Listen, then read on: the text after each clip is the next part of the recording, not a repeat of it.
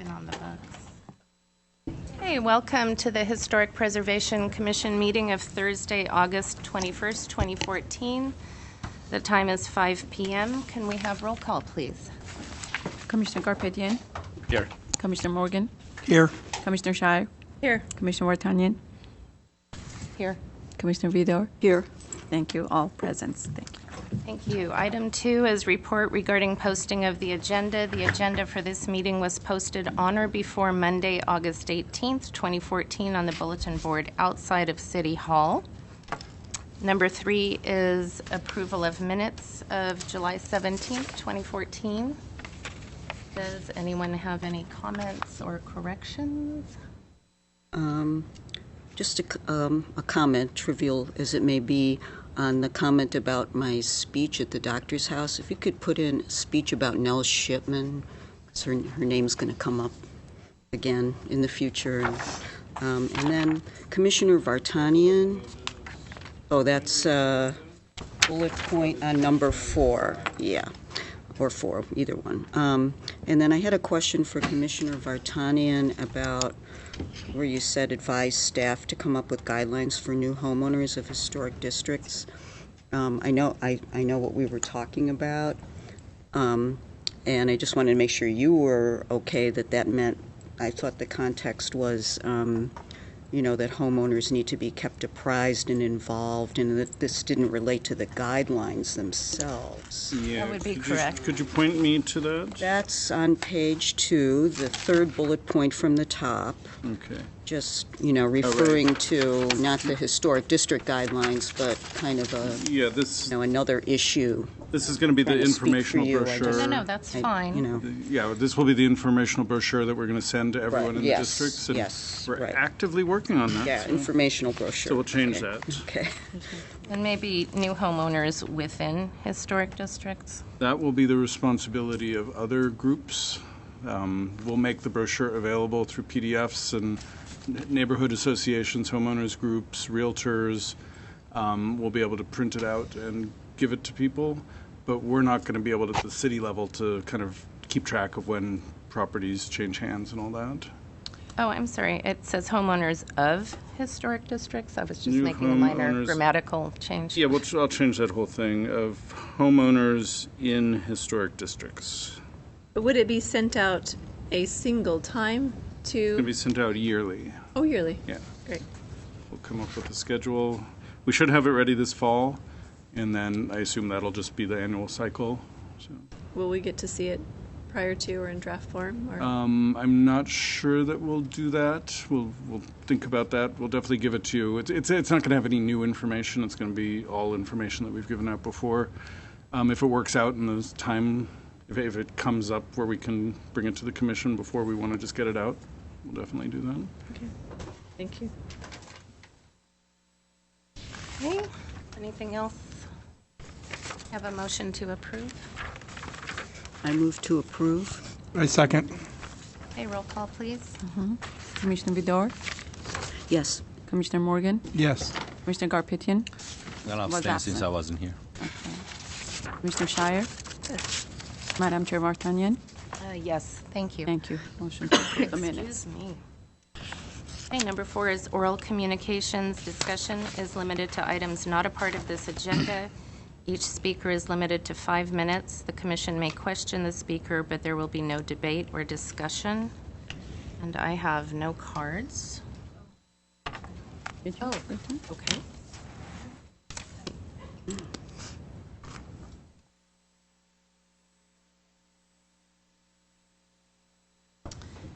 And I'm sorry, while we're on this item on the agenda, can we just make a correction? I think it should read, but there will be no debate or discussion? Yes. Or is it decision? I think it's discussion. Discussion. It might actually be decision. Decision. We Decision? can discuss it. We I can. think that's standard, but Okay, sorry. Okay, Catherine Yurka.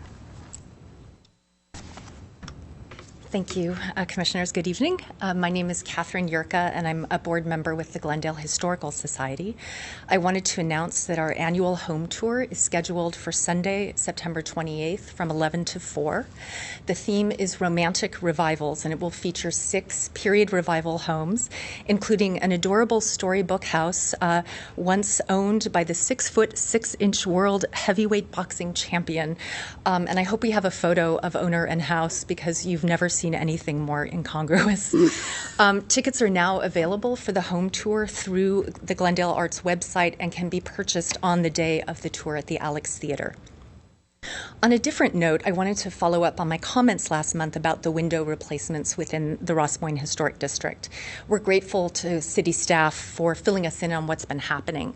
We learned that at the house on Ethel, the original wood windows in front and at the sides closest to the street were restored, and the owner received a permit to install a new fiberglass window and remove other windows along the side that are within street view.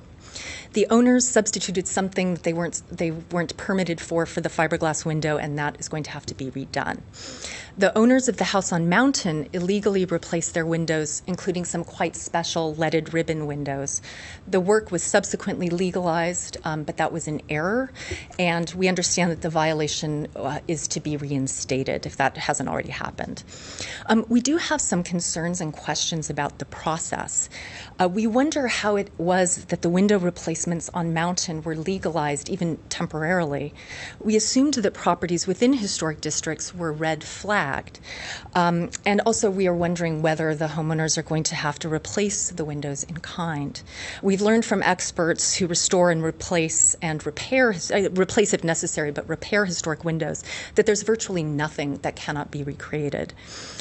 We also wonder why a fiberglass replacement was approved on a window that's visible from the street on a contributor, and it's not part of a modern addition to the house. We wonder what it replaced, and also why owners were allowed to eliminate a window that's visible from the street and also not part of a modern addition. We have a concern that whoever was making these particular decisions may not have had an adequate background in historic preservation and lacked familiarity with the guidelines. And so this leads us to wonder what is the oversight for these decisions, and how do we prevent this from continuing to happen? Now, I know it sounds incredibly nitpicky to fuss over one fiberglass window on the side of a house, but our real concern is with the larger principle. We worry that the guidelines are not being interpreted as directives with which owners are expected to comply. We've been talking with people who were involved in their writing and commissioners on the HPC who were on the commission when they were approved, and they have assured us that it was the intention of the parties involved that owners and the city adhere to the guidelines rather than treat them as helpful suggestions. Owners replace like with like on contributors.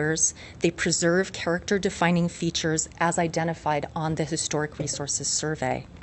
The guidelines do allow for some exceptions, but it's clear in the interpretation section that the burden is on the homeowner, quote, to demonstrate why the guidelines are inappropriate or unworkable for his or her project, not inconvenient or undesirable or expensive, inappropriate or unworkable. I need hardly point out that someone who does illegal work and destroys the evidence they very well may need to make their case does not have a leg to stand on. A homeowner should not be allowed to say after the fact, my windows didn't work, or we needed something more energy efficient, especially given that other options are available, including invisible window film, and also unless the owners are insulating all of their walls, the crawl space in the attic, sealing all the leaks through which air gets in, it really isn't an argument to be taken, to be given much weight. So it would be great if the HPC could be involved in cases where the owners want to make changes that violate the specific provisions of the guidelines. It seemed to us that that would be a good process. Thank you for your time. Thank you. Jay, if I'm not mistaken, I think you may be giving us an update on those properties later in the meeting? Yeah, we're going to do that for item 8 for the updates. So. Okay. And I'll add a couple of things based on some of the comments. So. Okay, thank you. Item number 5 is comments from commissioners. Any comments? I have a question for Jay. Are you going to respond to, because we don't have the answer to most of the questions that she had, are you going to respond to her comments I hope so. later? Yeah. I think I wrote down all those Okay. questions at the end, and then I can talk about the specifics of each case. So. Okay, very good. On a lighter note, I attended Glendale's Dodger Night last week. It was a great event. I want to congratulate all the organizers. It's for a good cause for Glendale Parks and Open Space Foundation, and it was a good attendance, and I encourage everybody to show up. Next year is going to be our 4th year, and we didn't win, but it was a good night. Thank you. Go blue. Okay, go ahead. I would just like to congratulate the Brand Library and Doctor's House Director and Co-Director Sonia Montejano and Peter Rusch, as well as Speaker Extraordinaire Paul Ayers for receiving the Glendale Historical Society's 2014 Preservation Awards, I think to be bestowed at their upcoming gala. Well deserved. So just wanted to make note of that. And I had a question about, a while back there was this thing about state historic tax credits and the city possibly getting behind that and advocating for it. Do you know if, Jay, if they did support I don't that? even know that there's an active bill for AB 1999. AB 1999, of Yeah. course. Yeah. Oh, yeah, that one. Yeah, I actually need to look into that, obviously. And we could talk. I can't say that the city, I can't speak for the city, but I don't see any reason, Yeah. you know. Okay. But I think I expressed last month there may be reasons in terms of potential tax loss that cities may not be so enthusiastic I see. about this kind of proposal. The preservation community obviously is, so Thanks. sorry about that. No. Anyone else? Yeah, I wanted to mention a couple of possible topics for agendizing for future meetings if there's some kind of consensus. One, in reading the South Glendale historic context, it brought something to mind that maybe we should talk about, would be the National Register properties.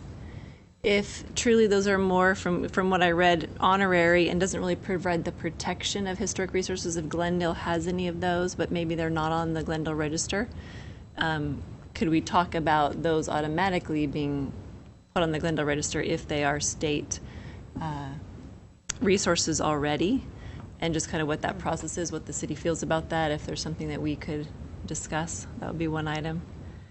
Another item would be the historic district signage that recently went up is great, and it's nice that the city pays for it. But for future signs, I'd like to kind of discuss the size of the text and the size of the emblem on them. If we're trying to raise awareness in the cities, it's so small you could drive by and never even notice what the sign is about. And I'm just thinking with the more recent window replacements, or if we're trying to gain awareness of homeowners, it might be for future signs we could kind of increase the lettering and graphic on the sign and make more use of the real estate of the signage. So I'd like to maybe talk about that if we have any options. And then we've flexed. The first round of signs were too small. We all recognized that as soon as we saw them. We increased the size, but I think your point is there's still a lot of empty space on the sign. So we could certainly talk about it, and I think that's easy to fix. I don't know that we're going to be able to put much bigger signs than the latest round for Brockmont Park and North Cumberland Heights. And, I'd like to get a better understanding, if my colleagues agree, on what is the permit process for historic districts, for contributing houses, for non-contributors, and what happens at the counter when a homeowner or a contractor comes.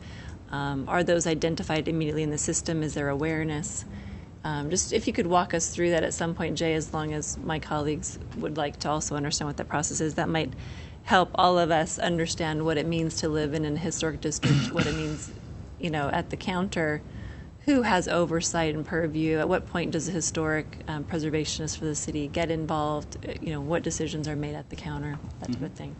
Yeah, we can put all of those on the agenda if the commission wants. You may notice that we haven't been giving you the commission discussion items because, frankly, we just can't. We don't have time to really keep that dialogue going as much as we used to. So we'll see. None of these look like they're huge time consuming. It's more just kind of sharing information. So to the extent that we can, we'll either put them on next month's or switch or put them on the next 2 months, if you all agree. It appears you do. So. I agree. Yeah, we agree because we're being asked outside. Yeah. I second the motion. None of this is stuff we shouldn't talk about. It's just we have to. Okay. Want to vote? Sounds like we have consensus.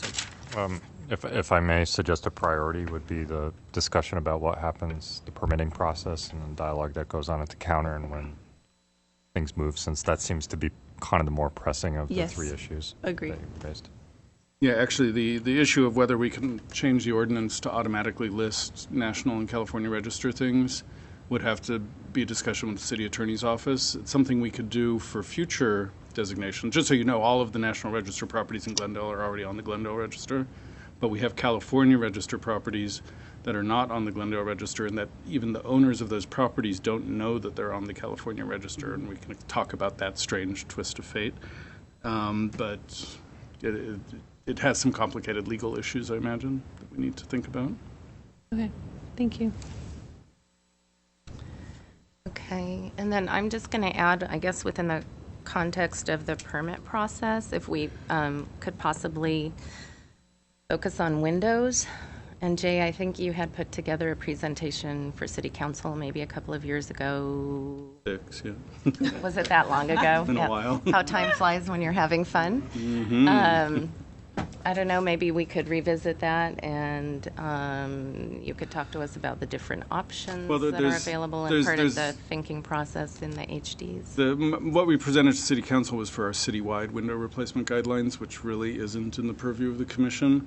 And we can certainly talk about windows as they're discussed in the Historic District guidelines, which Sure. we'll do a little bit at the end of tonight. Okay. But yeah, we can definitely go over that in more depth. Okay. Terrific. Okay. I have one question, if I may. Sure. If the windows are being replaced in front of the house, does it automatically come to this commission, or it's just on a staff level? No, so if something meets the Historic District guidelines, it's a staff level approval. It doesn't even go to design review board? Not in a Historic District, yeah. The Design Review Board doesn't have any jurisdiction in historic districts. You're the only design review authority. But if it's outside the district? Oh, if it's outside the district, same thing. Some work can be exempt, and some work we would have to kick up to the Design Review Board. We have a set of residential window replacement guidelines for outside of districts that we work with. Of course, they're much more lenient than our district guidelines. Thank you. Yeah. Anyone else? Or anything else? Thank you. Number 6 is old business, and having none, we'll move on to number 7, new business. 7A is South Glendale Historic Context, Commission Review and Comment on Draft Report. Okay, before I introduce the project team, I just wanted to offer a little preface that this is a very important document for Glendale, because just as we did in North Glendale, we're doing a South Glendale Community Plan, which is going to be the document that leads us into the future of how we want South Glendale to be and how the people of South Glendale want it to be. So there'll be a lot of outreach and work on that. We're doing the historic context before the schedule for the community plan keeps getting pushed back, but we did receive a grant for this fiscal year from the state to hire Historic Resources Group to do the South Glendale Historic Context. And because of the timing issues related to trying to pair these things up, we realized late in the grant period that we really had to get this done. And so we were very happy that HRG was able to give us a proposal to perform within a certain time frame that's going to allow us to meet our grant obligations. And we're thrilled at staff level with the amount of detail and information that we have in the context. I know that it's incomplete, and I think HRG knows that it's incomplete at this point.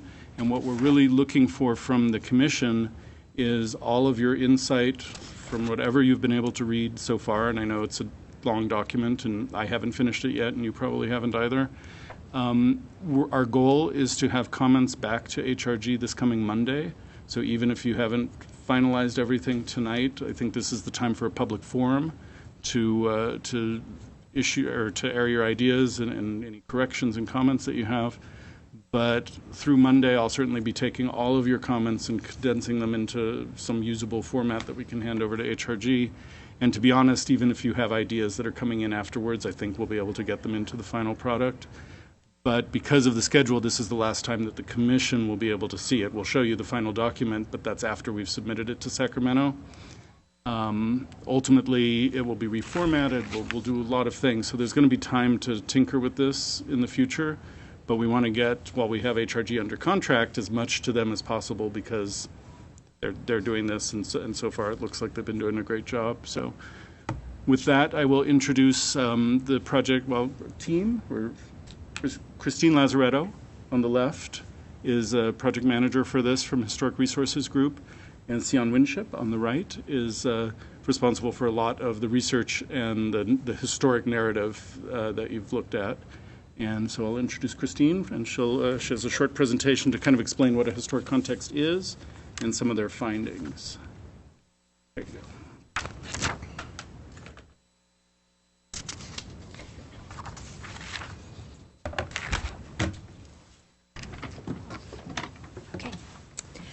Thank you, Jay, and thank you for having us here tonight. And we'll try to keep this brief, but we did want to go through a little bit about what the goals are for a context statement in general and some of the goals for this project specifically.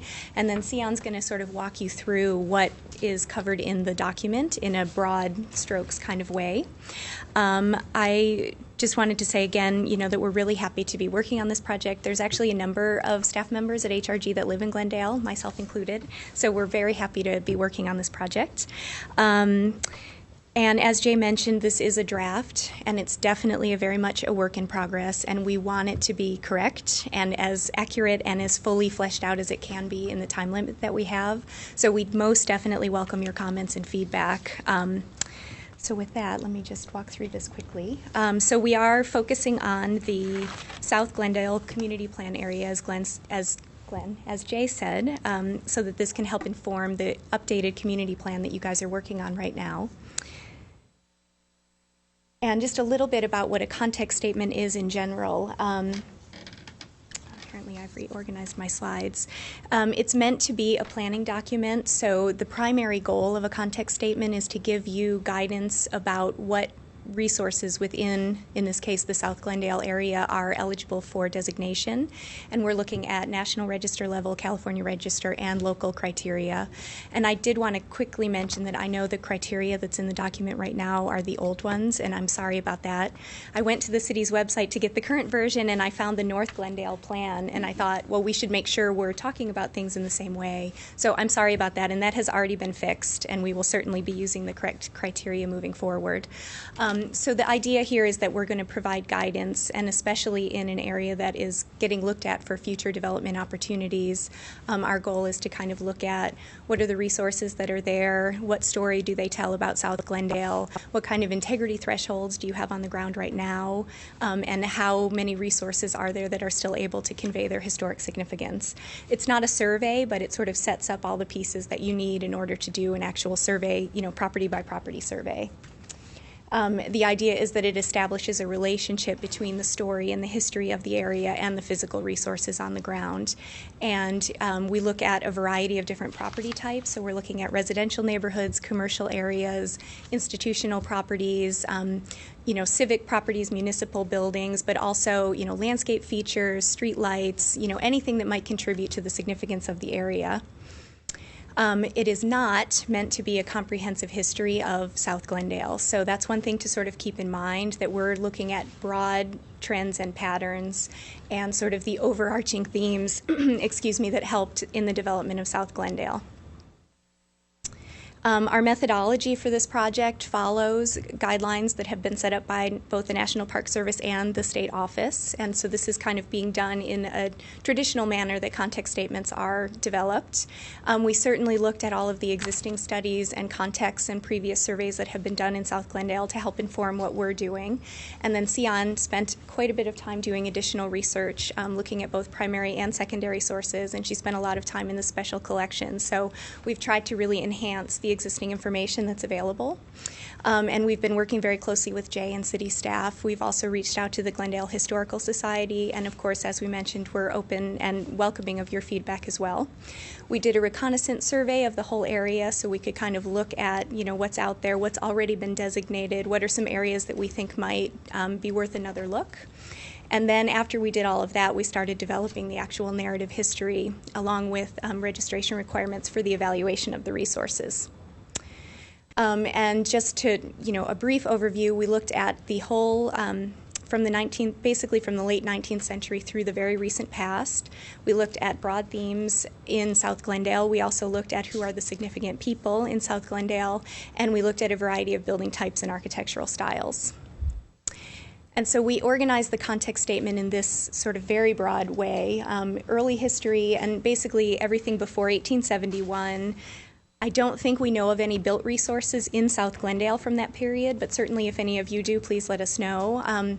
You may be looking more at archaeological resources from that time period, which is sort of outside the scope of what we're looking at. And then we looked at kind of all the factors that went into South Glendale and Glendale becoming a city. So basically up through the annexation of Tropico in 1918 is covered in that early period. And then after that, we divided it by the property type itself. So then you have a chapter about residential development that's divided chronologically, commercial, industrial, civic, and institutional. Right now we have it's sort of stuck at the end, and that's not where it will stay, a conversation of the important ethnic communities that were part of the development of South Glendale. And really that history is woven throughout all of the other themes. So we just need to sort of figure out the best place to put it in the narrative.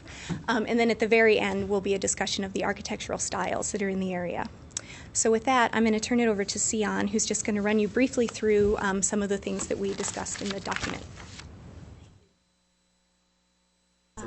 Just that arrow, just like it seems. Okay, great. Well, thank you, Christine, and thank you to all of you for having us here tonight. As you know, the draft is quite lengthy, and I'm sure many of you are still working your way through it. But what we thought we'd do is provide you with just a brief overview of, how it's organized. As Christine mentioned, we begin with the early history, and by that we're really talking about pre-1871. So it covers the Native American settlement of the South Glendale area through the Rancho period and the Great Partition. Then we start to move into what we've called early development and town settlement. So again, this is the period of really 1872 to about 1918. Where in totality we're addressing the earliest of all the significant residential, commercial, institutional resources in South Glendale. And as we do that, we look at the two parallel townships, the development and the platting of Glendale proper in 1887, as well as the establishment of Tropico as a township, and try and toggle back and forth and give both of those entities their due in that early period. And as you'll see or have seen, we look at several important factors in that, including, of course, the tremendous contribution of Leslie Brand, the advances in transportation, including the arrival of the streetcar in 1904, which changed Glendale forever, as well as the establishment of the city of Glendale in and of itself, and its various annexations, which changed the city immeasurably. Then, as Christine mentioned, we move property type by property type, and we begin with residential development, which actually feels like a really good place to start in terms of Glendale's identity. As many of you know, Glendale was originally marketed early on as a residential community, in particular for its access to downtown Los Angeles, early on through the availability of the streetcar, and then into the 20s by automobile. And the item on the left-hand side, you probably can't see, actually, it's a great booster brochure for the city of Glendale, where it says, from Glendale to downtown Los Angeles, heart to heart in 20 minutes. And also, as Christine mentioned, during this section, we divided it into chronological periods of development that really reflect the important developmental patterns of the city. So we start with the 20s, work into the pre-war area, and then post-war after that. The picture on the top right-hand side, of course, reflects the tremendous resources that were all of the craftsman bungalows in the city in the teens and the 20s. And then, of course, we spend a good deal of time in its own separate theme talking about the hillsides that were developed in the South Glendale area, in particular Glendale Heights, Oak Ridge, and Acacia Hills in terms of tracts and neighborhoods. But in terms of a residential story, it goes far beyond just the single-family residence. Glendale, especially South Glendale, has a very important history in multifamily residential development. So we've spent a good deal of time looking at what started off as fairly limited multifamily residential development in the teens, but moved quickly on as basically in concert with population booms. So a population boom in the late teens, again in the 20s, and again in the post-war period resulted in a plethora of types of multifamily housing that we find in the project area, from Bungalow Court on the upper left-hand side there to a period revival brick apartment building below it, and then even high-rise development in the post-war period on the right-hand side. And that's talked about in much greater depth, of course, in the context. So moving on from residential, we then start to explore commercial development, and that is, again, structured in the same way that we looked at residential. It's divided into chronological periods that reflect these important developmental patterns and milestones of South Glendale in the 20th century that very often, again, is linked with population increases. This is a shot of Brand Boulevard. It's actually the north 100 block of Brand Boulevard in 1923 with two buildings there, Webb's and the Lawson Building, both from 1923. Actually, the photo's from 1940, but the two buildings are from 23 by local Glendale architect Alfred F. Priest. But commercial development in Glendale goes far beyond Brand Boulevard, as I know you all are aware. So we look, again, beyond the boulevard to take a look at various types of examples of commercial development from the other commercial streets. And there are many excellent ones here, some of which are already on the Glendale Register. We have the Hotel Glendale, of course, from 1924. And you can also see there the Adams Square building from 1929 by Morgan's, Walls, and Clements down in the Adams Square area, and the El Rio Motel. So Southern California, as you know, is very famous for its automobile-oriented commercial development, and Glendale has had, specifically South Glendale, has had a lot of opportunities to contribute to that as well. As many of you know, South Glendale was home to the first drive-in market, Yield Marketplace, in 1924. It also had the Tower Market. And it also extends that legacy of automobile-related buildings to the Big Boy Drive-In. And in particular, you should see there in the upper left-hand corner the remodel of the Big Boy Drive-In from 1956 by Wayne McAllister and William Wagner. And then also, of course, the many, many period gas stations that dot the Glendale landscape. In the context of the commercial development context, we also looked at several of the factors that make Glendale and South Glendale in particular such a special place, including its importance as a financial center, its importance as a regional shopping destination, and its importance and significance as a center for automobile dealerships that date back to the teens. In particular, we have a section devoted to the first regional shopping center here in South Glendale, which was the Glendale Fashion Center from 1966, and then also to the Glendale Galleria, as shown in the upper right-hand photograph there, which again also was one of the most successful projects of the Glendale Redevelopment Agency from 1972 and moving forward. Also, as you I'm sure well know, there's significant history here in terms of Glendale's being a financial center. And one of its most spectacular buildings there on the left is the Glendale Federal Savings and Loan Headquarters building, but there's much detail and description in there that I hope you'll enjoy reading. And then last but not least, in a tribute to what was once known as Automobile Row, but is now the very well-branded brand Boulevard of Cars. The lower right-hand corner shows a group of the automotive dealers from 1922, but in fact, the earliest automotive dealerships date back to as early as 1915, with a number of automotive repair businesses popping up in the Sanborns of 1908. So quite a legacy that is truly Glendale's and truly one of Southern California as well. So the next section following that involves industrial development, and of course industrial development in South Glendale was primarily focused along San Fernando Road, and it includes railroad-related development as well as the development of the industrial corridor in the 1920s, and we couldn't possibly get away with being here tonight without showing a lovely picture of the depot by McDonald and Crucho from 1924.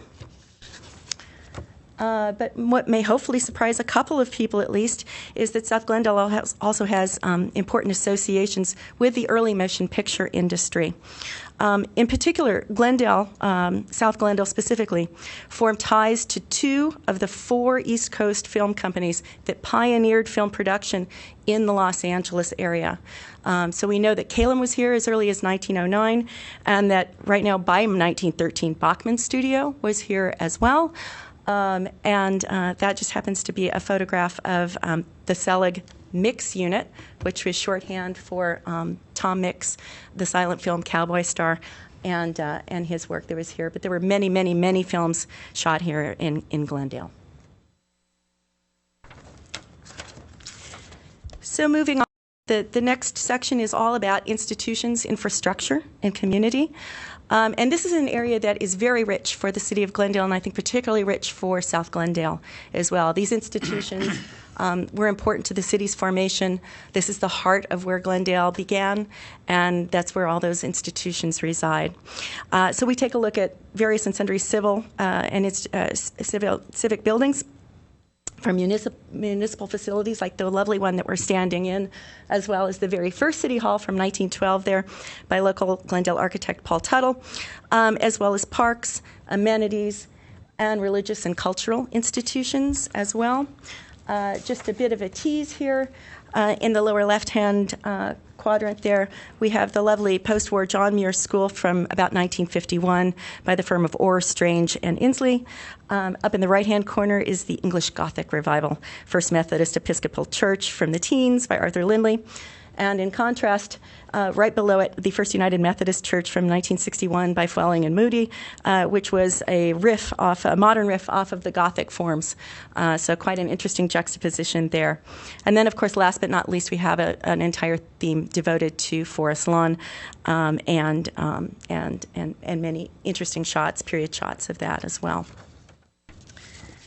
And we couldn't possibly get out of the institutions and infrastructure and community section without talking about the important legacy that South Glendale has in health and wellness. It's, I think, poetically sound that the Glendale Hotel, which was the very heart of the original plat map for Glendale, became a sanitarium in 1905 at the hands of Leslie Brand. Of course, it's a precursor to today's Glendale Adventist Medical Center, but the health and wellness community always has been at the heart of Glendale.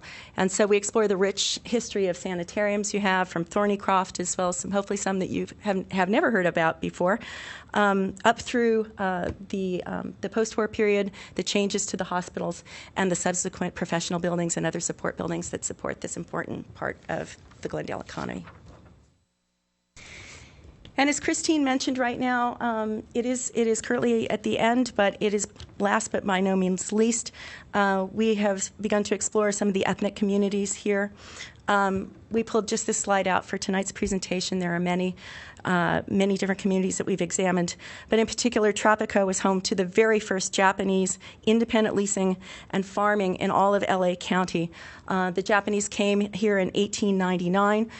Glendale became, Tropico at that time became the heart of the Japanese community. And here is a lovely photograph of the folks who attended the Mikuni Christ Church when it was actually being held at the Cicada residence at 711 South Central Avenue before it actually moved to a church building on Palmer Avenue. So again, there's a rich wealth of information in there. We could just hit on the highlights tonight, but I hope that gives you the broad framework of what we've been looking at for the last few weeks. And with that, I'll turn it back over to Christine to talk about the registration requirements. Thank you.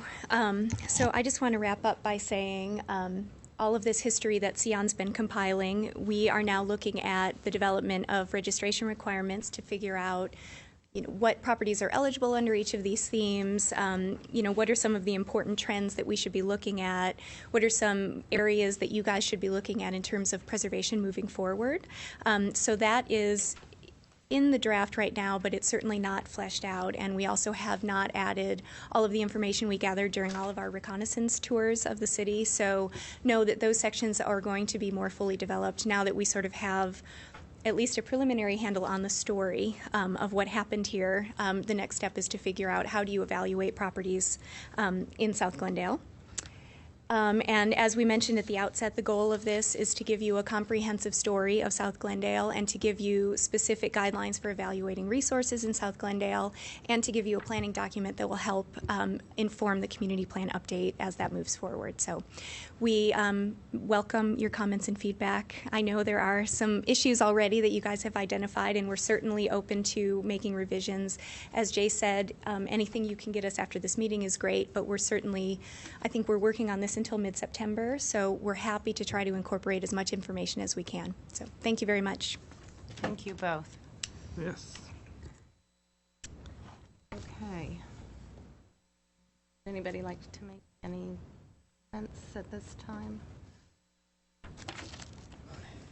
Well, I would like to say it's wonderful to read, and I have to compliment all of the people involved in this. It's what I love to do is read about Glendale history, so this is excellent for me. It's great late-night reading. I haven't had a chance to read it all yet, but I look forward to it at night. So I can see all of the effort and the history that you've gone into working on this thing, and I'm amazed. It's just incredibly great. So we could expect comments in Yes, writing? Yeah, you will have comments. I have little bits. So.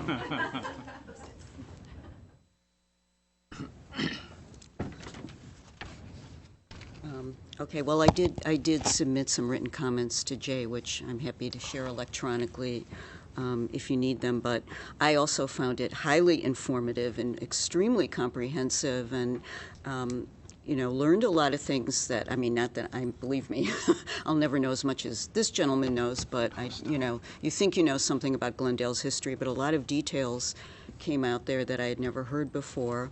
One of them being that Mr. Brand was against incorporation. I thought he was the biggest champion for incorporation, and to find out that he was on the side of going into L.A., being absorbed into L.A. was kind of a surprise. But anyway, that was very interesting. Of course, as you just said, and thank you, Christine, that thank you, Sian, it's not done yet.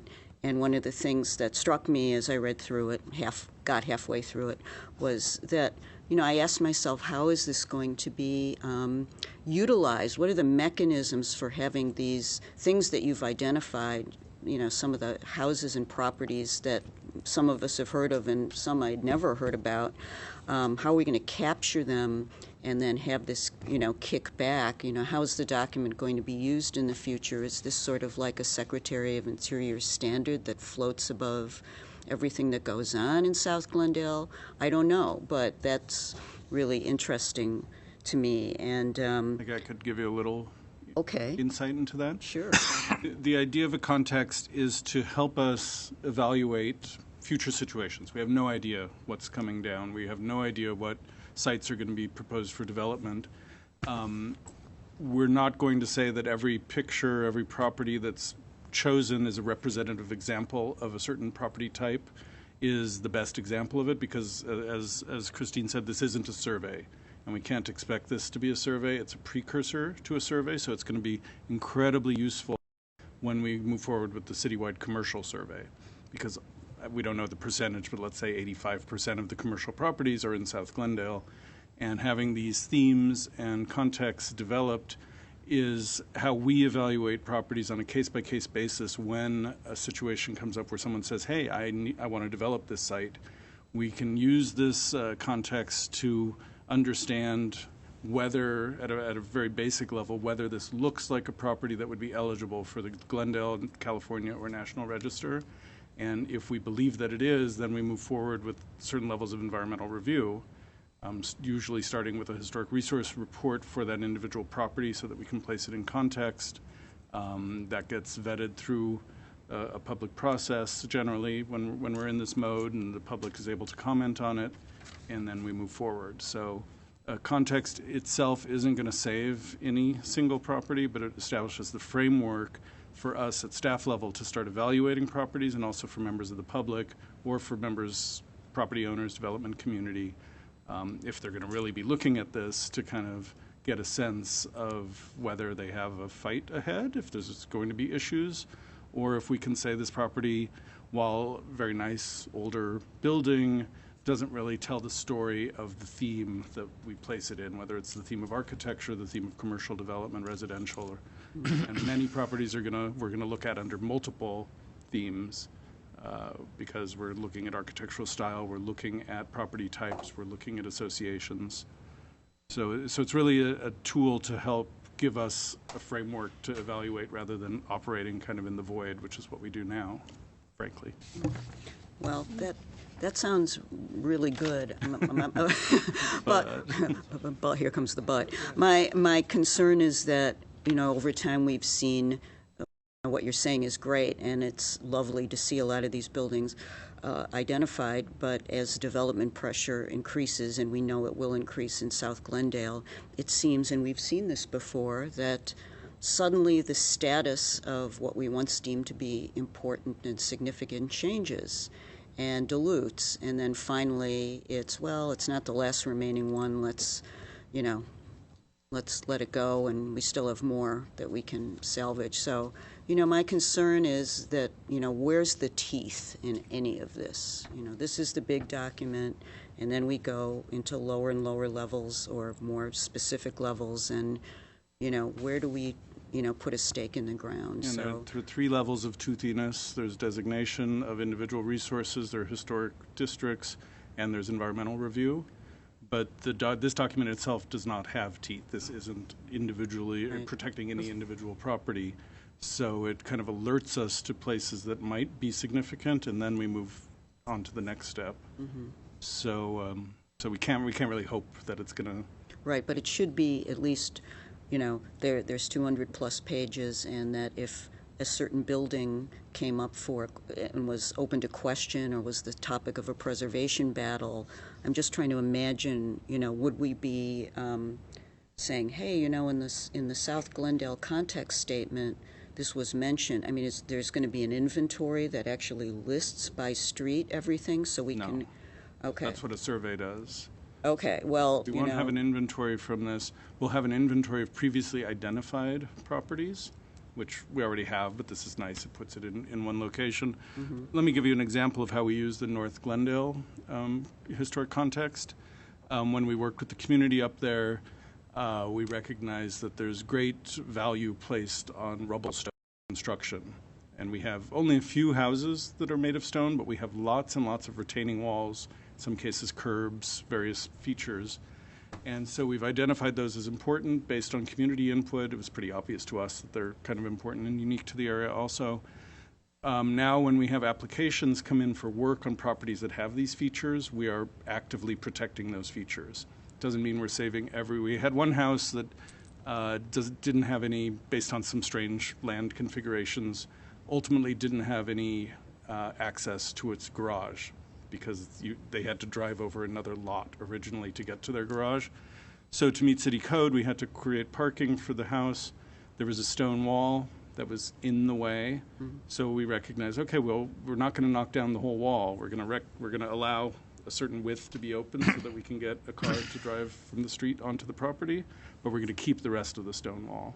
So that's the type of thing, not a specific thing, but if we identified street lights, for example, we know we have significant street lights in South Glendale. Through the context, we'll have something in writing that we can go to when someone comes along and says, hey, we want to replace these lights. We're going to say, no, we have in this document, we think they're important, therefore you're going to have to go through advanced levels of environmental review if you want to replace those. Okay, I only got up to page 90, but I didn't, It's not even halfway. Yeah, I know. It's not even halfway. But Well, wait till you get to the end. I wasn't really able to grab, like you just mentioned, the Cliffhanger. stone walls in North Glendale. I didn't feel or capture the themes, and certain things ran through my mind while I was reading, and maybe I didn't get to them. Like, for instance, the Riverdale Historic District. That was one thing that. And then, even though it would be more thematic rather than contiguous, the courts, you mentioned one, but there's actually some place where there are 3 in a row, which is remarkable. And, those are the types of things. The fact that there was, a Weston studio, throw a couple pictures of that in, that type of thing. There's certain... That's gone, yeah. Yeah, but something like bungalow courts, this is the kind of document that identifies that as a very special building type, relatively rare, although I think what we're learning is we have more than we knew we had. There's quite a bit, but by actually. no means does that mean they're completely expendable. What it does mean, if someone comes along and says, hey, we want to build something more dense on this site, we're in a position where we can say, well, our context identifies this as an important housing type that's significant to the history of the city. Therefore, we're not going to just move forward and take you to DRB and let you demolish this. We're going to add that extra level of review.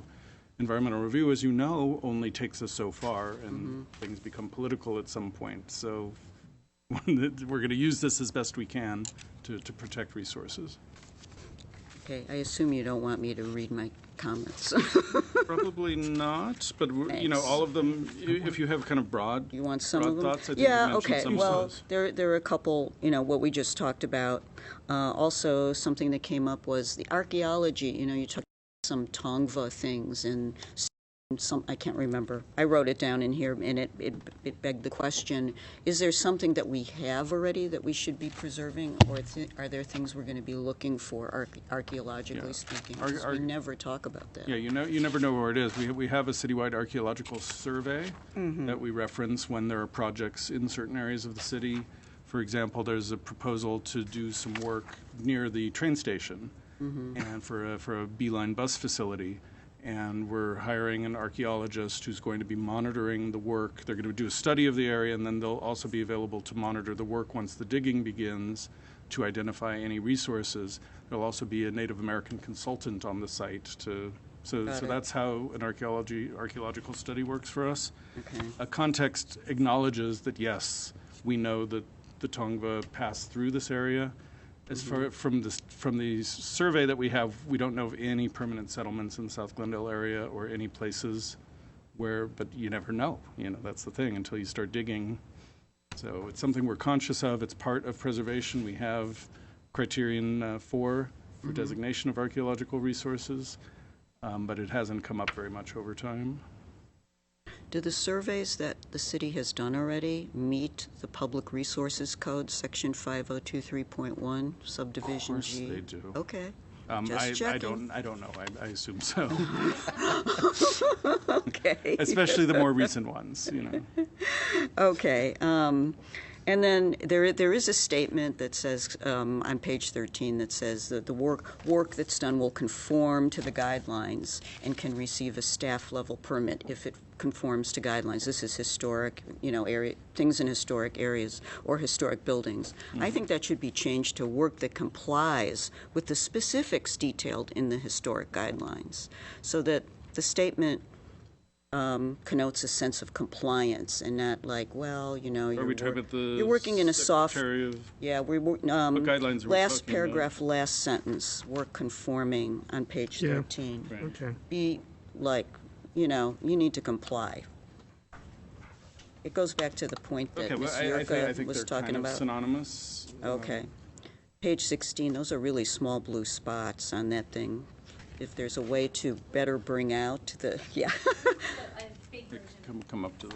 Yeah. And, the one that stuck out for me was when you talked about the Chaddock Residences, the ones that he designed. It's, I just think about, here's a collection of significant buildings that were they're each individually maybe important. I haven't seen them, but maybe they are, but the whole is bigger than the sum of its parts. So how is the document going to protect those as a unit of importance? I can. We'll get the consultant's perspective. Yes. I can give you a quick perspective, and it's the same thing with the bungalow courts, that the National Park Service used to typically do thematic districts. So things were identified as districts, and then the things that were eligible under that were district contributors. They don't really do that anymore, and this document sort of as a whole is more of the way that the Park Service looks at these things now, that it's called a multiple property document. So you're identifying important themes, but then within that, the properties really are, unless they're in a contiguous geographic district, they really are individually eligible within those themes. However, with something like a bungalow court, you can say these are all going to be individually eligible because they tell an important part about South Glendale. They're rare, they're threatened, no one's ever going to build another bungalow court again, probably. And it could be the same thing with a particular architect's work who is very significant in the area. So you are looking at them as a collection, but it's not really a district anymore. It's not, you're not looking at the whole. You're looking at how the individual things relate to that piece. Ms. Fedor, if I could ask a question. When we're talking about bungalow courts as a kind of thematic Well, I was also theme. referring to the Craftsman homes designed by Chaddock, too, as another example of something right. that's thematically The significant. bungalow court made me think that West Hollywood has a courtyard historic district, which I believe is concentrated on Harper Avenue, but I don't believe it's every building up and down the street. I believe it consists of various buildings along that corridor. Many of them designed or built by the Zweibels, and that maybe holds them together. That would be a thematic district, but you're saying... No, I think that would still be a geographically It's a contiguous geographic district. There are just non-contributors within that area. But, you know, as someone was saying earlier, there are a couple of streets in South Glendale that have, you know, 2 or 3 bungalow courts in a row. You might look at those as a little enclave or a little district, but the ones that are, you know, scattered around would be eligible individually as an excellent example of a bungalow court, or a rare example, or, you know, the last Craftsman-styled bungalow court, or, you know, whatever the case may be. And in a comparable situation, we have a survey of all the stone houses in North Glendale, and there are actually a couple in Northwest Glendale, or one in Northwest Glendale. And so we use that survey when people come to us and say, hey, I want to demolish this house. And we say, well, it's been surveyed, it's individually eligible, it's a historic resource under CEQA, and now you need to do this and that. We could do a survey similar to that for bungalow courts, for example. And even though they wouldn't be designated, because we still need owner consent in Glendale for designation, we would at least have a survey that could give us information to protect certain types of resources through the CEQA process. Excuse me, one question. Didn't City Council pass an ordinance that council can nominate the property and? Yeah, when we revised the only, historic preservation ordinance, we gave council the right through a supermajority to nominate a property, and then through another supermajority to designate a property over an owner's objection. Okay.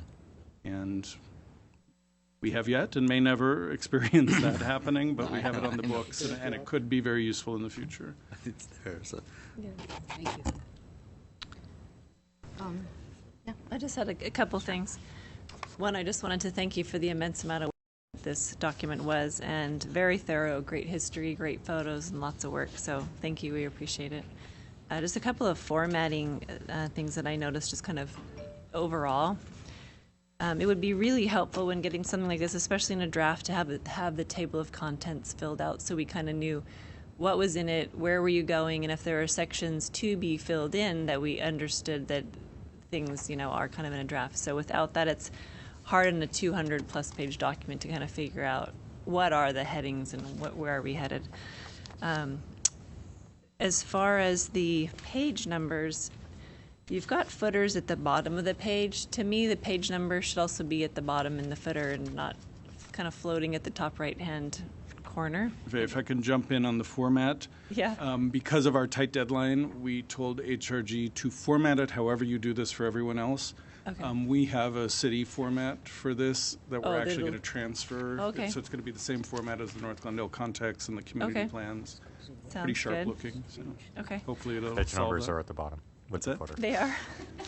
It just graphically, it's out of place. It's just floating. Okay, thank you.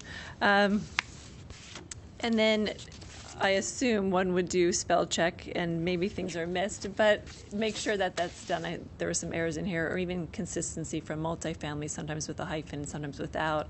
Like, let's just try to get consistency through the document. And we have many eyes Okay. on staff reading, but if you guys, everything you give us, we're going to compile Yeah, okay. and try to get to them. So And then on the map on page 7, unless I miss it in the kind of color version I had, it doesn't look like South Pasadena appears on the map, yet it's in the legend, and I was just confused. Does that need to be there, or?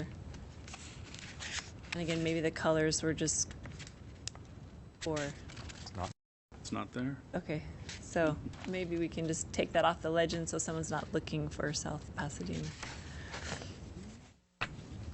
Overall, like I said, great work, and I'm still making my way through it with comments, but thank you.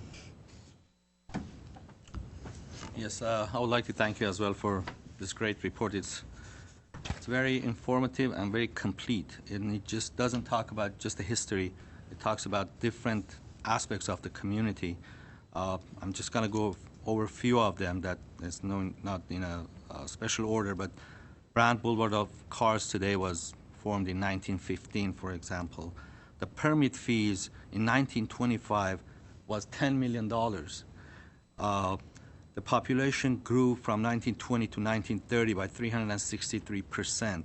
These are all things that I didn't know, to be honest with you. I have the history book that I purchased, but none of them are in there. 50% increase in permits for hotels and apartments in 1927. These are just amazing information, and I hope we can incorporate this with our plan for South Glendale plan and use this wisely, because this is a very complete report, if you will. The GUSD was formed in 1936, and it talks about not just early ages, it talks about 70s, 80s, and 90s, and what happened when the recession would happen. And I'm very impressed. One thing I found, I went all the way through page, I think I went all the way to the end. I stopped at 198, that it talks about all the architectural designs. I went through all the way to the end of it. But on page 164, I found something that, I don't know, I want to share it with you. Maybe I'm reading it right. It talks about the Central Library. It's a 2-story rough-textured concrete modern building. It's 92,000 square feet with a ceiling 371 feet high. Whoa. And that shocked me. I said, I said, where is this building? I'd like to see it. It's page 164.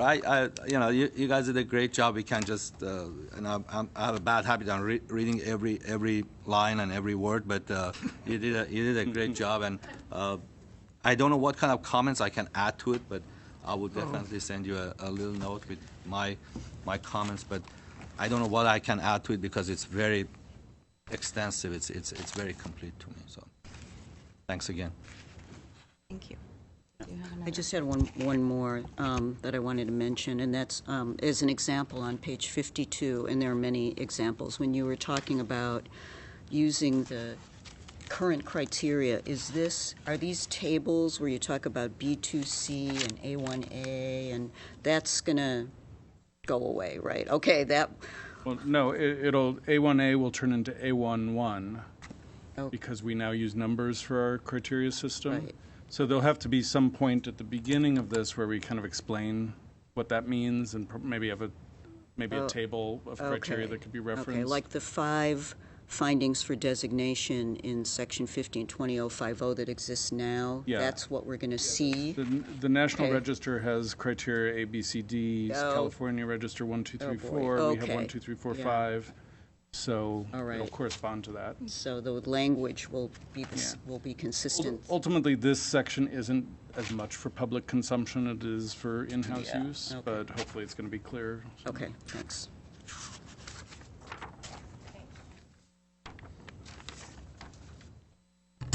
I concur, and I have not much more to say except that as far as I've gotten, it's very thorough. It's been very interesting. I have to admit, I just came back from a trip, so with all of the reading, I've probably gotten not even quite as far as you've gotten, but I do intend to read through it, and I'd be very happy to make my comments. But thank you again for all the work on this. We do appreciate it. We do. And just so everyone knows, that even with the North Glendale historic context, these can be seen as living documents. We don't have to go to council to make revisions to something like this. So as new information comes in at staff level, we can go into this and make revisions, corrections, whatever it is over time. So we don't have to treat it as this thing that's just going to sit around forever on the shelf the way it is today.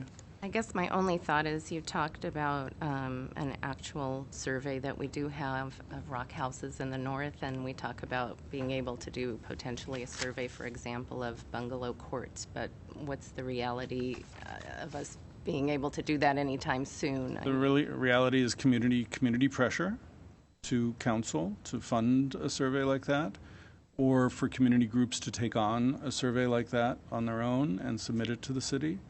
Those things often come from development pressure. You know, something bad is happening somewhere, and then you realize, uh-oh. And that's why we did the Craftsman survey. It was in direct response to concern about the loss of craftsman houses. Obviously, smaller surveys are easier to accomplish. Right.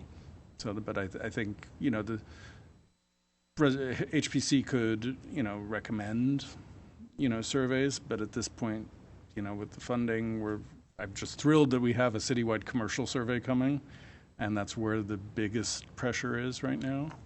So that's how it would work. Okay, thank you.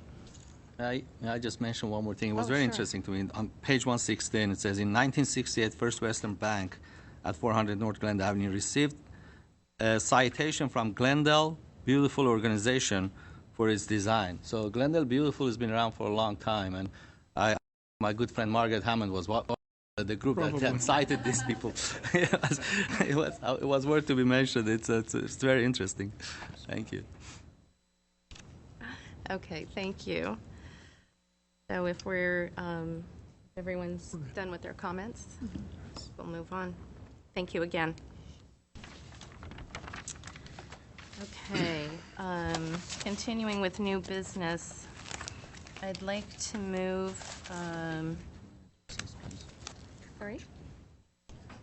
Sure, I have a request for a 2-minute recess, if we'll go ahead and do that. Yep. There you are. Okay, for anyone just tuning in, we're returning from a short recess, and we will be moving on to agenda item. I'm actually going to make a revision to the order of the agenda. If I don't have any objections from my colleagues, we'll take item C next. That is 141 South Cedar Street, Glendale Register nomination. And I just wanted to preface this presentation by reminding the commissioners that this nomination, which was prepared by Commissioner Vidor, and is part of our project to designate city-owned resources. That started with the designation of this building. We have a short list of other properties that have been approved by the city for designation, and we're hoping that other commissioners join Commissioner Vidor in helping us through this process. The person who wrote the staff report for 141 South Cedar actually wrote the staff report for this building. So it's really an in-house effort with everyone chipping in to help on that. And that person is Eileen Babakhani, who is here, just returned from maternity leave. So we welcome her back. She has a beautiful baby girl named Anya. Anya's brother Aaron seems to be happy. Yes. So and Eileen is happy, and her husband. Yeah, sure. So nice. It's good to have her back. So. Yeah, thank you so much. Welcome back. Thank you. So this is the time for 141 South Cedar Street. No, I'm comfortable. Thank you so much. So go for the location. The property is located. Could you speak up a little? Yeah, sure. Thank you. I should go closer. Located in the East Harvard neighborhood at the corner of South Cedar and East Harvard Street. And this property is originally one-story structure as a single-family residence. The house designed in Craftsman bungalow style and built in 1930. We don't have a record for the designer or builder of this house, but we know that the first owner was John Wallace. His family owned the house for over 75 years. That's why staff suggests Wallace House for the name of this house, if the commission approves the nomination for this house. This property, after Wallace family had a few owners, and the last one was the city of Glendale. The city of Glendale purchased this house in 2000, in May 2000, and along with this property, the city purchased two other property and a vacant lot located in 137 South Cedar, 147 South Cedar, and 815 East Harvard Street, in order to provide a place to construct a mini park in the corner of Cedar and Harvard. Going back to the neighborhood and to this area, several surveys have been done in this area. The first one that we have is 1984 Salesman Reconnaissance survey. In this survey, the area bounded between Broadway on the north and Harvard at the south, and Adams on the east, and Franklin on the west. This area recognized as a potential historic district with 53 contributing structure at the time when the survey had been done in 1984. And 141 South Cedar at the time was eligible for local designation based on its integrity and intact character defining feature of this style in this house. After that, there's another survey in 2002 which actually was update for the first survey, named Cedar Harvard Historic Assessment. And this survey found that this area was no longer eligible as a historic district, to be designated as a historic district because of the loss of demolition and alteration of the contributors. But 141 South Cedar still was eligible for local and also state level designation in that survey. And finally, the environmental impact report in 2006 found that, again, this area was no longer eligible to be considered as a historic district, but 141 South Cedar is eligible for designation in local and state level. This report also found that the construction of this mini park will have a significant impact on this property. So this report proposed retention, relocation, or adaptive use for this property to mitigate that for this adverse impact because of this construction of this mini park. And finally, after supporting the preservation of this house by community neighbors and Glendale Historical Society, this house remained in its current location. And City Council approved the final design of the mini park while surrounding this house. And some concept of the design, or kind of most concept of the design, is based on craftsman period style gardens and architectural details. So this house stayed in its location anyway. It has a detached garage, but the garage didn't have enough integrity, so it was demolished in order to have more space to construct this mini park. So for talking about the architectural detail for this house, as I mentioned, originally was a single-family residence designed in craftsman style with a square plan and symmetrical front facade facing Cedar Street. And the porch is kind of the notable feature for this house, which has a flat roof supported with this 2-column. And the other feature of this house is horizontal wood siding, and this stairs at the main entrance of this house. Some other character-defining feature of this style, which this house has it, is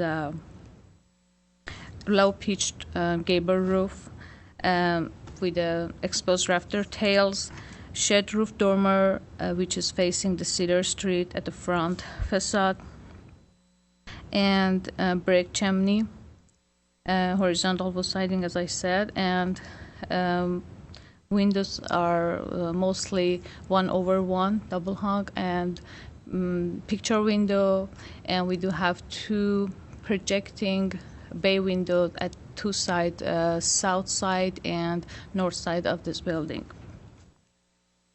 Most of these windows appear to be original for this house. We have also a leaded glass window at the north side. Some other picture of this house.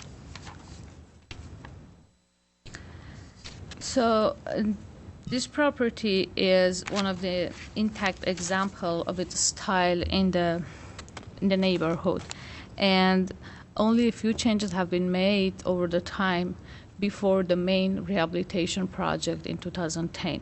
Those changes were, as I said, construction of a garage, detached garage in 1923, and an addition at the rear of the house, which is a small addition in 1939. You can see in the west side.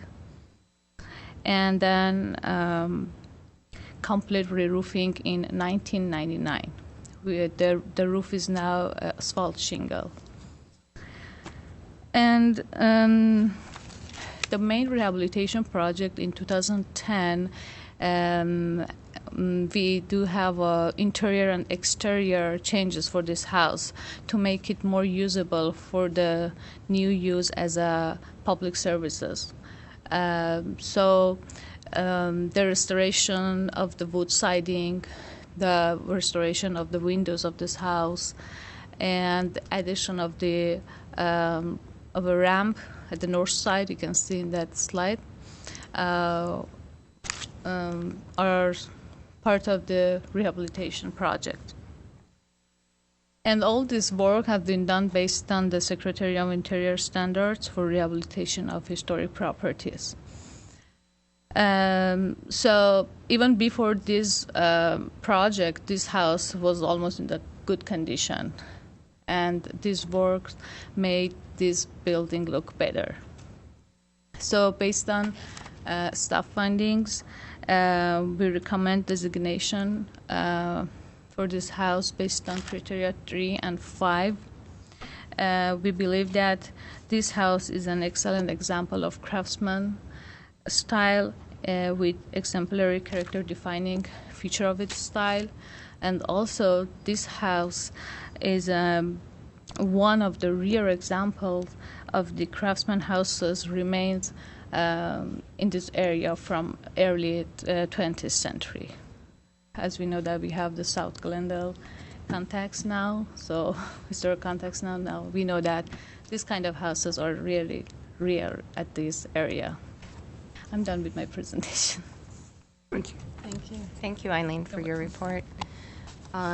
With that, I'll open the public hearing. I have 2 speaker cards, and the first speaker is Catherine Yurka.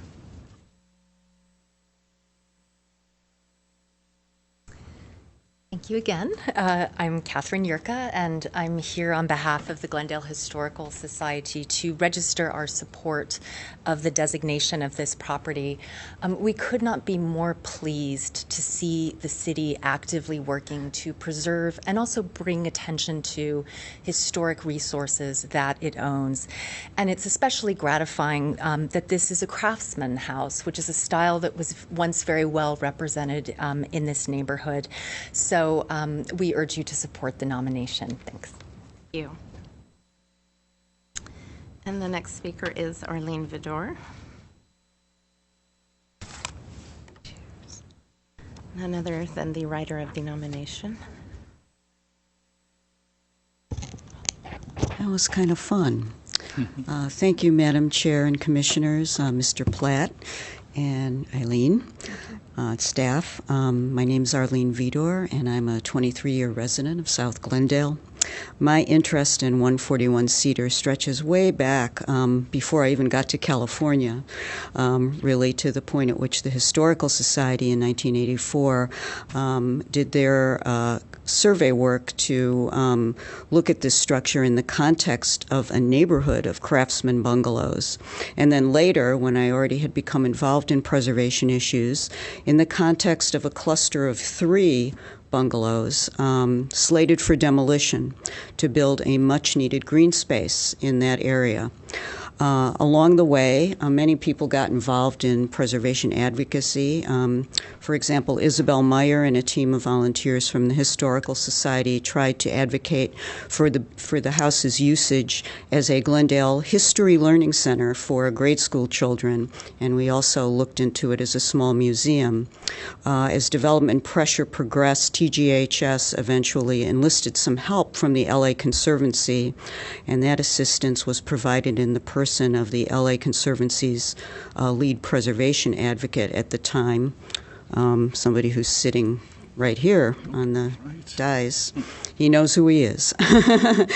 John Locascio was also very instrumental in preservation efforts for the house, and he helped me with the define the architectural features in the basic application, as only he can do. Fortunately, the city of Glendale saw the value and significance of 141 Cedar, and they did a beautiful job of restoring the house for adaptive reuse and as the centerpiece of a beautiful heritage green space that is now a great source of pride. I'd like to thank everybody along the way, from the Historical Society members who commissioned the survey decades ago, all the way through the city team that restored the structure, and I believe it was Lila Batar who was the lead architect on that project, who was with the city at the time, and also all the way up through the staff report that was written here by Mr. Platt and Eileen Babakani. It's a great story with a happy ending, I hope.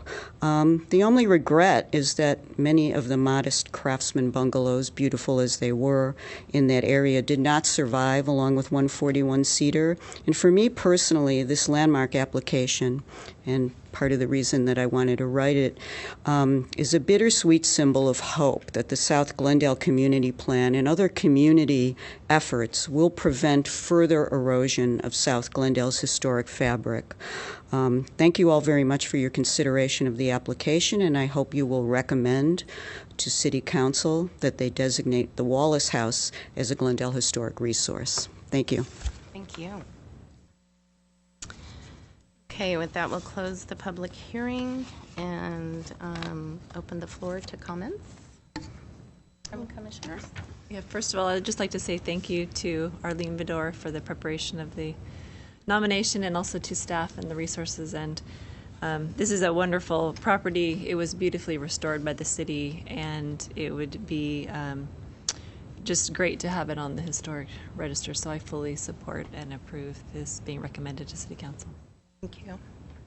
I want to thank Arlene Vidor also. This is now with which we're working with the South Glendale historic context. This is great, and I share her hope that this is kind of marks the turnaround where buildings such as this stay in South Glendale. Glendale was known as the city of homes, and it's very sad that from 1984 till today, so many of them have just literally disappeared from our landscape.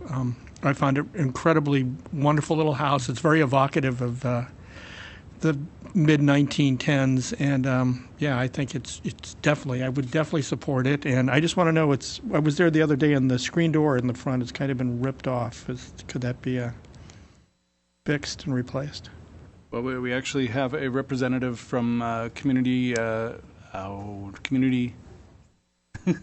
Teresa Alexanian is here from Parks. and she can address maintenance issue. So. Sure. Good evening, President Vartanian, commissioners, staff. My name is Teresa Alexanian, and I am an executive analyst with Community Services and Parks. Thank you for pointing that out. I will definitely bring it to the attention of our Parks Services maintenance staff and make sure that we do address that. I'm pretty sure they're already aware, as All for Health is occupying the building and providing services to at-risk youth and their families, and so we will definitely address that. Thank you very much. Thank you. Commissioner Garpecha? Oh, yes, I concur with my fellow commissioners. I was looking at the pictures. This is one of the craftsmen that you don't see it very often, that the window styles on the front porch area, the entrance area, it's the grids are on top.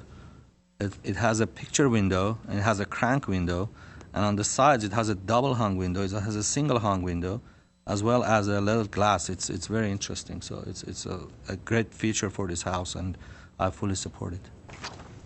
Okay, thank you. And I, too, fully support the nomination. Again, I want to thank Commissioner Vidor for putting it together. And it is an exemplary example of the craftsman's style. And I think it shows us that windows can last over 100 years, especially if they're restored and not replaced. So thank you so much. Okay, do I have a motion? I'll make a motion. I move to recommend to City Council that we add 141 South Cedar Street, known as the Wallace House, to the Glendale Register of Historic Resources. Second. Okay. Roll call. When you're ready, Mr. Platt. That's right. I forgot. forget my new role here. You have a new role. Commissioner Morgan? Enthusiastically, yes. Commissioner Shire? Yes. Commissioner Garpetian? Yes. Chair Vartanian? And enthusiastically, yes. 4-0, we will recommend to council to designate. Thank you. Thank you. Okay. Commissioner Vidor, a moment to come to the dais. And we'll be moving forward to 7B, which we've taken out of order. 1471 Royal Boulevard Design Review of Proposed Rear Addition.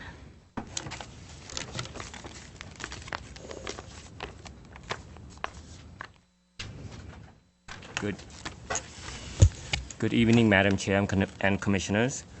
This item takes us back to the city's first historic district, which is the Royal Boulevard Historic District. It's located at 1471 Royal Boulevard, case number PDR 1419278.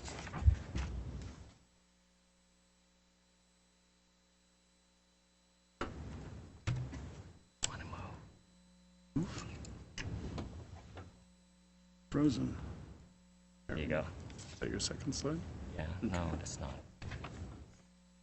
The applicant is proposing to construct a 193 square foot addition, one story, located to the rear of an existing 2,305 square feet, two-story residence with an attached two-car garage. The property is located in the R1R floor area ratio District 2 in the Historic District Overlay Zone. The lot size is 12,542 square feet. It is irregularly shaped rectangular lot.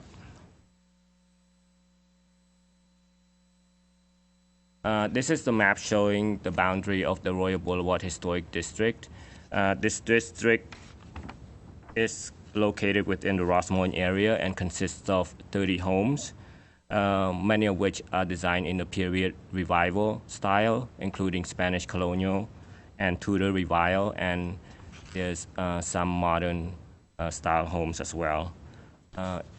5 of the homes within this district are also individually listed on the Glendale Register of Historic Resources, including some of the homes of well-known Glendalians. This is an aerial photo showing the district itself. It starts at this corner here, and it extends to approximately within this area. And the photos also, as you notice, feature some of the more distinct characteristic of the district, such as the curving street and the mature palm trees lining both sides of Royal Boulevard. The subject property is highlighted.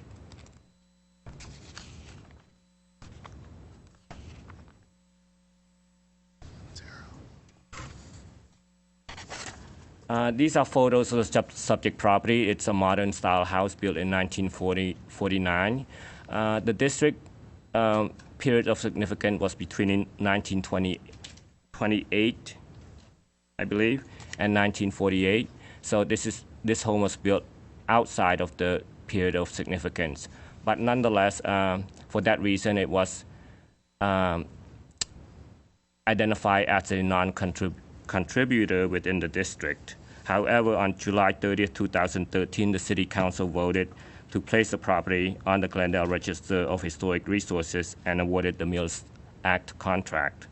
The home is designated as the Burkhardt House, after the original owner and Glendale civic leader Paul Burkhardt Sr. The house is asymmetrical in appearance, as you can see, with an overall two-story volume and a one-story wing that is the two-car garage to the right. Some of the character-defining features of this house include the gable-on-hip roof design that terminates at the top with triangular vents, as seen here, and also the wide boxed overhang and concealed gutters. There are steel casement and fixed steel windows. And what you notice also on the second floor, the windows are placed high up and abut against the bottom of the eave. So you see that along the front as well as along the rear of the house. The house also features a couple of corner windows on the front elevations. The entry is recessed under the projection, the second floor projection, and is flanked by two full-length shutters. And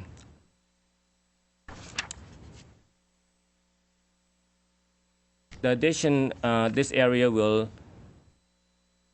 accommodate the new addition. So in that case, the two windows that are shown in these photos will be removed. Also, there are some other changes that will be part of the proposal. One of the biggest changes will be the removal of the rooftop equipment, and that area will be repaired, as well as the removal of two fixed non-original bathroom windows that are in the showers right now, as well as the removal of the sliding glass window that leads from the master bedroom to the balcony. And those are some of the main changes. And as you can see from this photo, these changes will take place along the rear of the property. So the subject property is subject to a couple guidelines. One is the comprehensive design guidelines that is used throughout the city.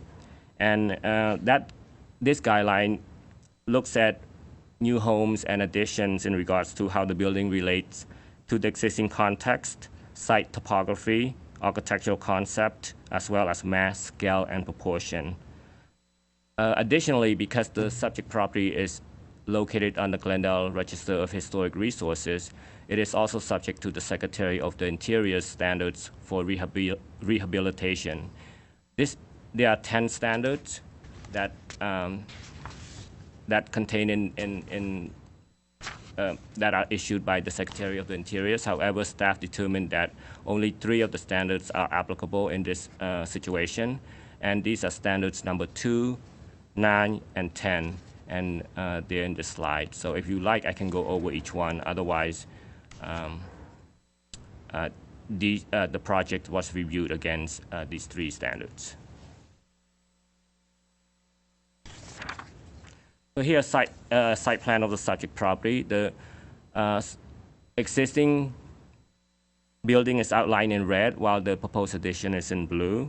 The proposed story addition is again to the rear of the existing two-story house. Therefore, it will not be visible from the street or impact the neighbors in a negative way due to its location. This location shows sensitivity and creates a logical flow on the interior of the house. So the addition will modify the rectangular shaped building in plan view to sort of a T-shaped building. Here are the floor plans of the first floor and the second floor. So this area will show the new family room addition. And on the second floor, you can see two dark dashed lines that indicates the removal of the two fixed non-original windows in the shower. Here are elevations of the rear and the side of the house. And in the inset, you will also see a perspective with the addition included. So the house will, the proposed addition will be differentiated from the original house by its small size, mass, and scale. And because it is in the back, it will not impact the mass of the house along the street, and also the height will not be changed. The addition will feature a new window typology. This is the only window that will be included with the addition. So this is one way to differentiate the addition from the original house, in that this window is 4 light windows, where the other windows of comparable size are either 5 or 3 lights. So this is one way that the project can be looked at as being different and non-original. But at the same time, it is similar to the proportion of the other windows that's currently on the house. It will also feature the boxed and wide eave. The existing eave is 24 inches or 2 feet wide, so this dimension will be replicated in the addition, as well as the same roof design, which is the gable and hip roof design with the triangular vent at the top. The addition will also feature the concealed gutter and the window, although this is on the ground floor, but because there is the roof line, the window will be placed high to mimic the original windows on the second floor, which will abut the bottom of the eave. And the addition will also continue the planter that is constructed out of flagstone. So another way that the architect has indicated a way to differentiate the new planter from the existing is to introduce a new construction joint between the new and the original planter. So here's some close-up of the original detailing, such as the planters, and how the eave and the gutter will be constructed that will match the existing detail. And the last slide shows the perspectives of the house. The existing is on the bottom in black and white, and the proposed addition on the top photo, which is this area here. So the trellis will not be impacted by the addition. So this concludes my presentation. I would also like to add that this project was noticed as required, and staff did not receive any input or comments or communication from the public. Thank you. And the architect is here to elaborate on any details as required by the commission. Thank you. Thank you, Rather. Excuse me. Please feel free to come up. Yeah, thank you. You have to open the public hearing. Oh, we'll open the public hearing, and your name for the record, please. I'm Catherine Garrison. I'm a local architect. I've had the pleasure of working with Jay before on another project and a couple of other projects in Glendale. So I'm happy to be here. I designed the addition for this and took into consideration the Secretary of Interior standards. And the homeowners are here too if you'd like them introduced. But if you want to start with questions for me, that's fine. I can clarify some things. Does anybody have I do questions? have a couple of questions. Yeah, okay. Yeah. By the way, I applaud it. It's a really nice design. I have a quick question about the sliding window on the second floor. Yes, I don't know if it's a typo or... I can actually clarify or correct something there. So the sliding door that goes from the master bedroom to the balcony, that is currently a aluminum slider that I would guess was installed in the 80s. So it's not original, and it sticks right now. It's really hard to open. So we'd be replacing it with another aluminum slider that we chose for its slim lines to look as close as possible to the steel slider downstairs. Okay. Because on the window schedules, I was looking at it, it says 6'4" is the width and 1'8" is the height. Oh. So I was... Yeah. Okay, so that's... So it has to be sorry, 6'8", correct. pretty Yes, much. I Yeah, can that's correct something that caught my eye, and I wanted to Thank you. make sure it's if it's a sliding door, it can't be 1'8". Yeah, so. no, that would not. And I your will correct that. That's fine. That's fine. On the first floor addition, the windows, you're matching it to because the house has different kinds of windows, basically. Okay, so... What are you matching it to? The front living room windows? Am I correct? Correct. I am. I think that's what it was saying. So yeah, all of the kind of, I would say, character-defining windows on the second floor are those corner ribbon windows. And in the front, they happen in sets of 5, and then there's 2 that turn the corner. And on the back, there's one that's a set of 4 that turns the corner. So on the front elevation, the character-defining windows for the first floor are these windows that are centered on the room, and they happen in a series of 5 and 3 lights. Okay. So on the back side, I kind of use the logic of the house. 4 lights? Yeah, to create another window type that basically follows the proportions and works like the windows on the first floor, but it's going to happen in a series of 4. And that also worked just proportionally with the wall that we're putting it on. Right. Sliding door? And the sliding door is a new aluminum slider, a slimline aluminum slider. All of the doors in the house open into kind of recessed spaces that have a landscape element incorporated. So we're doing that for the addition of the family room. We're having this slider that's set in and recessed like the other slider from the living room, and they'll both be able to access that outdoor space. Yeah, I was there on Sunday. It's a nice addition for a beautiful house. So. Yeah, it's great. Okay, thank you. I don't have. Thank you. Thank you. Any other questions? It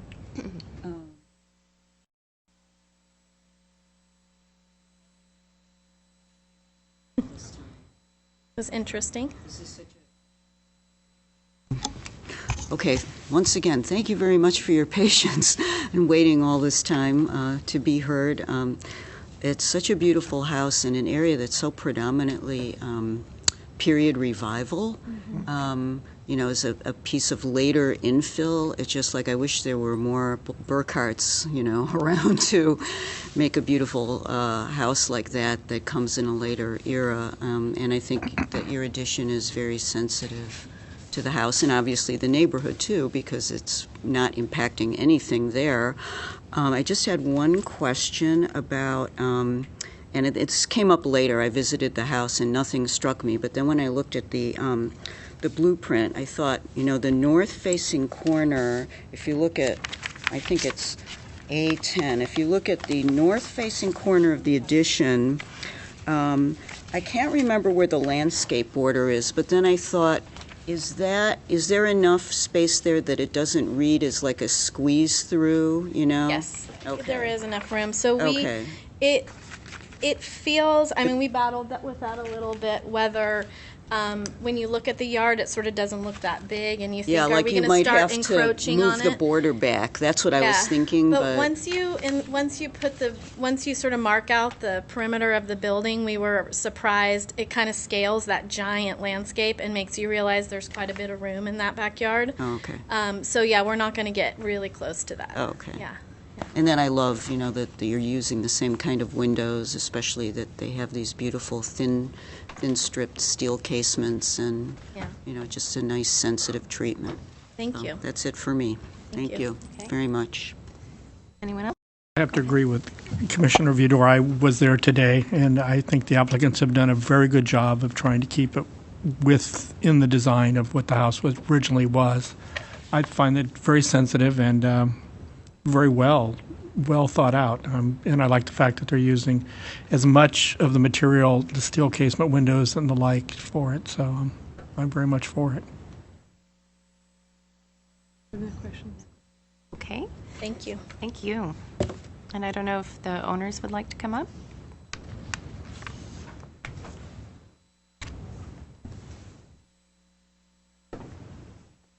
Thank you.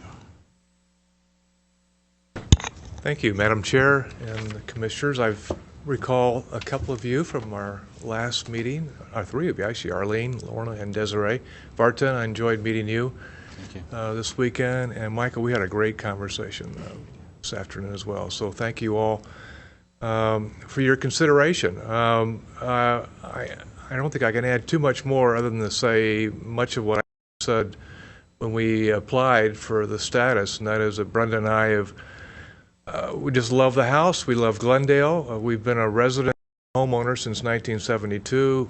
We left in 1997 for business up north, and wait to get back. And now that we are back, we plan to spend the rest of our time here because now we have grandchildren who are, by the way, living in our house on El Meridero, which is a real kick for us to go back and see the house they were born and raised in. So we're excited about this. We think that this addition that Catherine has designed is just going to make the house even more usable for us in the sense that it opens up the kitchen a little bit.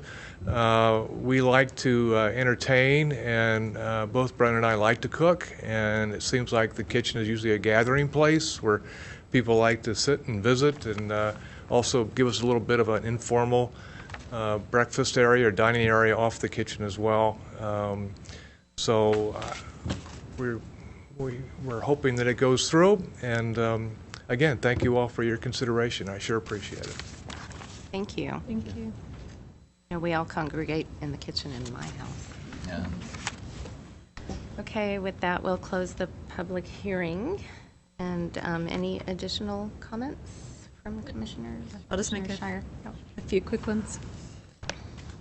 Yeah, I'd really like to commend the architect for your thoughtful interpretation of the existing home, and being that it's a historic resource. I think you've looked at all of the details, and oftentimes that's rare. So from the concealed gutters to the flagstone planters to the windows, the second floors that they wrap the corners and the first floors that they don't, just you took a lot of effort and spent a lot of time getting to know the house, how it is and was originally designed. And so I think your addition really celebrates what it's meant to be. And so I just wanted to say thank you for that. This is the kind of projects that I think we would like to see more of if people want to make additions or need to make adjustments.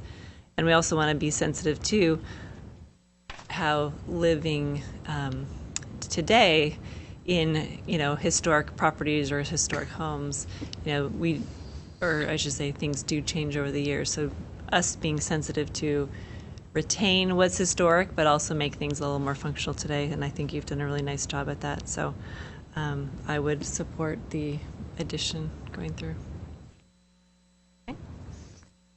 And I too support this project, and I concur with everything that's been said. Again, I'll just say I think it's a very thoughtful addition, and clearly, I mean, looking at the renderings, you would think it had been there the whole time. So. Uh-oh. Uh-oh. Subtle Well, is it the differences. the 6 foot number rule? 9. Is that what it is? Yes. So anyways, thank you so much for, your thoughtfulness in putting this together. With that, do we have a motion? Give it a shot. Is it written down somewhere? Okay.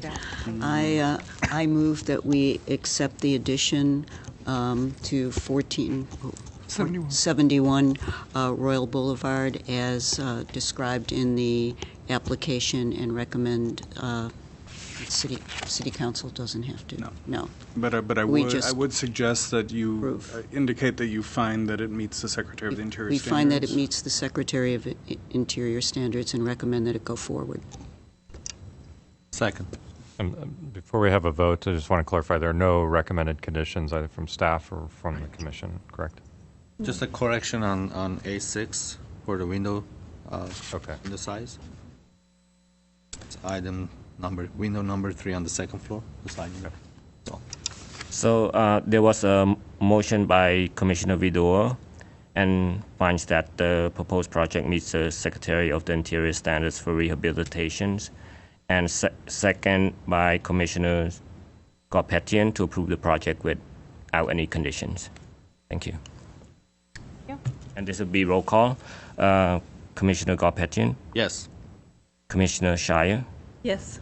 Commissioner Vidor? Yes. Commissioner Morgan? Yes. And Madam Chair Vartanian? Yes. Motion passes 5-0. Thank you. Congratulations. Preservation Commission, there's surprisingly few ayes.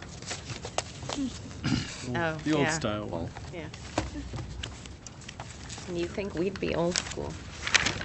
I don't like the ayes. And if I may, before she leaves, we should note that Miss Garrison has become a minor celebrity for writing a fairly scathing review of a poorly designed Starbucks in Highland Park. Oh, really? Out in the blog world. Where can we find that? I'd like to look at that. It's an East LA or East Sider. East Sider Oh, right. is the name of the blog. It's been posted around, so. Sure, she's enjoying her 15 minutes of fame. Feel free to continue working in Glendale. Yeah. Okay, next on the agenda is number 8, Planning Division updates and informational briefings.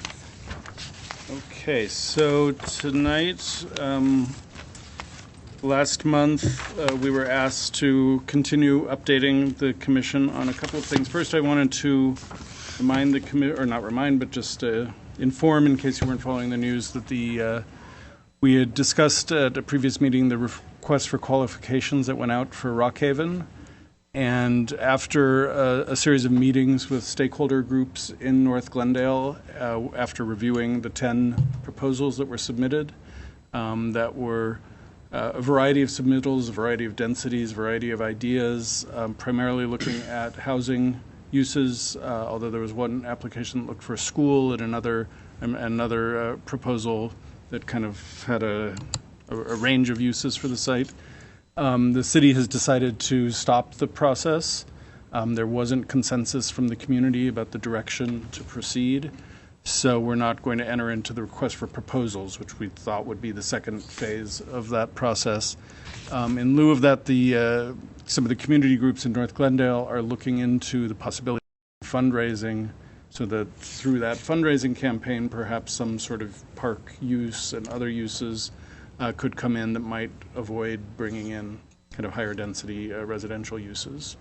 So for now, on the city's end, we're kind of done, but it may be something that kicks up again in the future, and of course we'll keep you posted.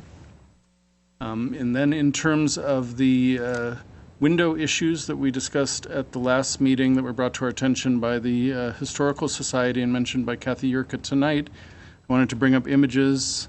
I didn't prepare a slideshow for this, so I thought just having some visuals so you know the houses that we're talking about would be useful. There were two situations where there was concern in the community about window replacements, both in the Rossmoyne Historic District. This is 1308 Ethel Street. It's a little Spanish colonial house.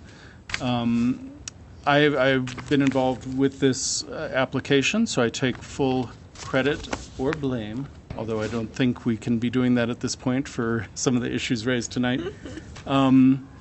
What we were able to do working with the applicant was protect the historic wood windows at the front of the house. So those were proposed to be retained and repainted and whatever else they would need to do. Unfortunately, and that extends to a couple of, or a window on the side also. We did support the infill of some window openings around the property. Personally, I never understand why someone wants to lose a window, but sometimes interior uses, cabinetry, changes of how a house is used, lead to window closures. What we do look for is that the new stucco work match the existing stucco work so that it be a more or less seamless coverage. And again, this is a contributing building in a historic district. It's not a Glendale Register property. So as the city interprets and proceeds on design review for these properties, we are not necessarily holding them to the standards that we would hold a Glendale Register property to. To that end, we did approve the use of fiberglass windows on this project for a window that's visible down the driveway that I don't know that I will be able to see much better here. There's a small kitchen window at this location in the back. We approved a window in that location that would be a fiberglass window, which we approve regularly in historic districts and elsewhere. The historic district guidelines do not require that wood windows be replaced with wood windows. It says that's the preferred solution, but it allows us leeway to allow other types of windows. In the historic district guidelines, we are even allowed to put vinyl windows on houses in historic districts on side facades. It's specifically called out there. It's unlikely that we're ever going to find a vinyl window unless things change with the manufacturing process and the products that are out there. Things may change in the future that allows us to do that. Whether or not that happens, we'll see. But we find fiberglass windows to be an excellent surrogate for wood windows, particularly because, well, they're very sturdy. They have dimensions that are similar to wood windows. And what's great about vinyl is they come with pre-applied colors, but you can also paint over them. So if there's a Not paint, vinyl, you Do you mean vinyl or No, fiberglass? not I say vinyl? You keep using them interchangeable. And Well, no, I'm talking about fiberglass. You cannot paint vinyl windows. You so can paint let's fiberglass. go back to the historic guidelines. It says you can use fiberglass or it says you can use vinyl? Yeah, you can use either. Oh, okay. You don't have to use wood is the ultimate point I'm making. Okay. If they specifically say that if vinyl windows are going to be installed at a side facade, that's even if it's visible from the street, that they have to meet a lot of the kind of details of the appearance of the historic wood windows. I haven't seen vinyl windows that do that at this point. That's why I was saying in the future Yes. we may get vinyl windows that are better. At this point, we've never approved a vinyl window that's visible from the street on a contributing structure in a district. The situation at this house was that the work proceeded and the wood windows at the front were kept. You know, when I first heard there was a problem, I was like, oh my God, did they go against what we agreed to do? The issue with this kitchen window was that it was a flush-mounted, what's called a retrofit window, was installed at this location. And we specifically called for what's called a block frame, which allows the window to be set into the window opening. And it calls for a sill to be in place, and then the window set into the opening. That gives it a close prox. You know, it's close to the original appearance. So when we found out that this was not installed as approved, a violation was issued, and we haven't yet heard from the property owner. But the process works, and as I've told you guys before, once a violation's in the system, we don't lose it or let go of it. So the owner at some point is going to have to deal with this. Ultimately, there's the threat of going to court. Most people don't want to do that for one window. So my assumption here is that we'll have a good solution. But I do want the commission to know that we do allow things like closing up windows in a historic district when the owner kind of makes a case that it's something that they want or need to do. In this case, it was made a little easier. If you see, there's a little wing wall that comes down off of the house. So these windows, when you're kind of in front of the house, you don't really see them that much. Of course, you do see them from an angle, looking, I guess, to the east here. Excuse me, Jed, do you have a picture of the replaced window? No, I didn't prepare a full presentation. I should have, but. But are the ones you're pointing to the ones that were filled in? These were infilled, and then the kitchen window in question is back here. So. And when there is infill, is staff, or I don't know if this happens at the counter or with you, are you looking at the massing and scale and what the side of the house will now look like with, a large blank wall and then a small window, or no windows at all? Is that taken into account? We take that into consideration. We also have to balance the design aspect with the property owner's request and see what might work. To be honest, I can't remember that both of these windows were infilled. My memory is that it was one infill here, and then a number of windows were infilled on the back of the house that you can't see. That were all approved as well? Yeah, and that we don't touch anything you can't see from the street in historic districts. So we would allow that under our regular design review without asking too many questions. Unless we thought it was going to have a design impact on neighbors or visible from the street. In this case, they were all in the back. This house has been altered a lot over the years in the back. Now, obviously, though, the codes come into play if there needs to be windows for a bedroom or for a certain use. Of course, yeah. But otherwise, really, you would never say no to a window being infilled. We very likely would if we thought there was going to be a major design issue. Okay. One thing that we also could do when windows were, window infills happen a lot, and when I worked in New York, it was fairly common that we would do that, or we would have to review it. One thing that we didn't do here, but we could do in the future if the commission wanted to share its thoughts, we've seen situations where a window is infilled, but there's a 1-inch or so recess left in the wall, so it's kind of a ghost of the window that still keeps the rhythm of the windows going. In this case, we didn't think that it was critically important, but that could be a direction we take that doesn't cost, it's a little additional workmanship, but it's not a huge change for the owner. What we also have seen in New York is sometimes even the sill would be left in place. It looks a little weird, but it's still, and going back to the Renaissance, the idea of blind windows to allow rhythms to be maintained is a feature that you see on a lot of places. Here, I don't think we have to think about Renaissance design principles exactly, but there's precedent for that, and we could consider that on a case-by-case basis also in terms of how visible it is. Mm-hmm. So the issue with this house is they replaced the kitchen window, but instead of a recessed window, they used instead of using a block window, they used the flush window, which has they call it retrofit windows that has that block around it. It's called the Z-bar, the kind of frame around it. They take that one out and put the other one in. It has the trim around it already. So yeah.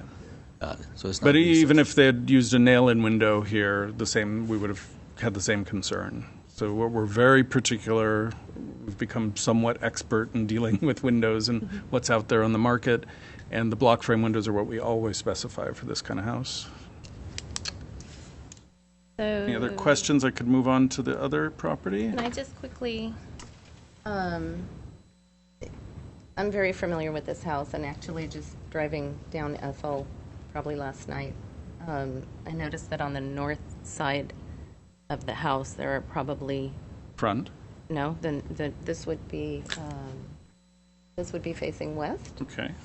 Where the alterations were made is south. Well, of course, on Ethel Street, the street runs kind of, but yeah. So on the north side, opposite the driveway. Opposite the driveway, on the side opposite the kitchen. Okay, here we are. I noticed that at least 3 or 4 windows have also been replaced with some kind of, I don't know. I'm going to imagine somebody's looking at that to ensure it's the right type of window.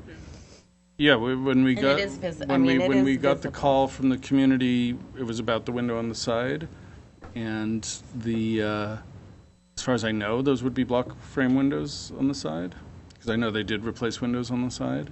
If those aren't what was approved, we would also include that in the violation. But as far as I know from building and safety, this is a violation just on the driveway side right now. Okay, so they would have. They should be block frame there because those are visible from the street. Right. And we would be very careful about that. Okay. So I'll double check. So. I have one question, Jay. Mm-hmm. When they pull permits for the windows, don't we inspect the job? I mean, after it's done, I mean, Well, they didn't. they Yeah, they the do inspector cut inspect. that, or the neighbors call? I don't. This was a call from the community, as far as I remember, and I don't know that the building had been finalized yet. So. Okay, so they're in Yeah, process. but the building and safety does do final inspection on all windows, and they've been trained to recognize the different types of windows that we recommend citywide. And I think the inspectors who look at that sort of thing know what they're looking for now. Like any other work, I mean, they have to sign the final. Right. Sign off on the final work. Mhm. So. Okay. So it's an open permit, basically, probably. If I remember correctly. So. Okay. Okay. And the other issue, 1333 East Mountain, which is it's a kind of Tudor French revival, which had, let's see what we can...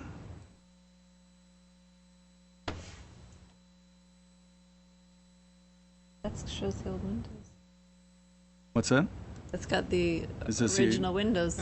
Yeah, what I'm wondering, usually we have a great Good to have. timeline feature, but this computer isn't getting the new Street View. Yeah, these are all the new windows. So here are the windows that were replaced.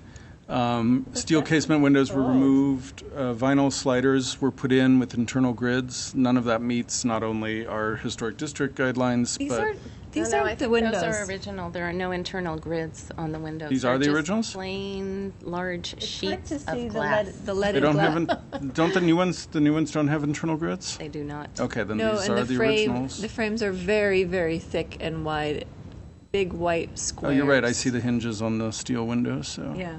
sorry. I thought Google had come through really recently. I was so. going to say, that's quick. They do come through a lot more than they used to. Yeah. So the issue here is the windows were all replaced without permit. We have no control over that. Through education, we can try to avoid it. The most education we ever provide, we will not completely avoid it. What happened here is that soon after the violation was issued by Building and Safety, or this was by Neighborhood Services. There are two violations. Neighborhood Services can issue violations and stop work orders for work that hasn't been permitted. Once the permit process is in place, Building and Safety becomes the kind of enforcement arm. In this case, the windows were placed without permit. The owner came in soon after the violation was issued and tried to legalize the windows. And this is a very unfortunate situation, and it shows cracks in our system that we try to avoid, but it fell through that in this case. We have holds on all of our properties in historic districts. In order for the violation to have been issued, we had to release the hold. We wait till we hear back from the agent, the group that puts the holds on, to say, hey, we've finished our paperwork, we put the hold back on. For whatever reason, this hold didn't get put back on before the owner came to legalize. And then one of our staff people at the counter, because the hold wasn't in place, didn't recognize that this was a historic district and did think that this met our guidelines because these are recessed windows, the sills were retained, some of the things that we look for out in the rest of the city were met under our citywide replacement guidelines. So the legalization permit basically was issued in error. Once we recognized the error, we pulled it back. So there's now a violation back on the house. The owners are going to have to come in and deal with us. This one's going to be tricky. I don't want to say where it's going to go, but it could come to the commission at some point, and possibly beyond. So we'll have to see what happens. How many windows were replaced? 33. 33? Yeah, it's a big house, and not all of them visible from the street, and so some of those we actually can legalize. We can legalize all of the windows that were installed on the non-visible parts of the house. And I'm not sure what the count is on the front, but it's a good number of windows, as you see. I have to get more information about the diamond pane configuration. I'm going to work on looking at the high-resolution photos we have from the time the district was designated to make sure that those were steel diamond windows. Even given that, I don't know how far we'll be able to take it, and it may come to the commission for determination. The other thing I need to say about this one is we've changed our policy based on this in terms of how frequently. We always know that we can't, once we take holds off, we can't leave them off forever. We have to, so we keep a list of every hold that we take off, and then we put those holds back on. We've been doing that every couple of months, putting it back on. We're going to do it much more frequently now. There still may be, it'll be very unusual, but there just realistically may be a window where holds are off and someone might try to do something. So part of this will also be staff education to remind people when they see certain street names, when they see certain looks of a neighborhood, to start thinking historic district. We have all the materials out and ready for staff to use, but when you're at the counter, and I'm completely sympathetic with staff people at the counter, you're really cranking through stuff, and you really have to move, and everyone's doing, I think, to the best of their ability, and we have great staff. But this one obviously is a situation that was unfortunate. Luckily, it was a situation where the work had already been done. It's not that staff approved removing all these windows, and that would have been a harder thing for us to actually change. So we're lucky because this was a legalization, we were able to put the violation back on the property. So, and then I can address, I think there were a few specific questions from the Historical Society, which are page 1 of my notes. Here we go.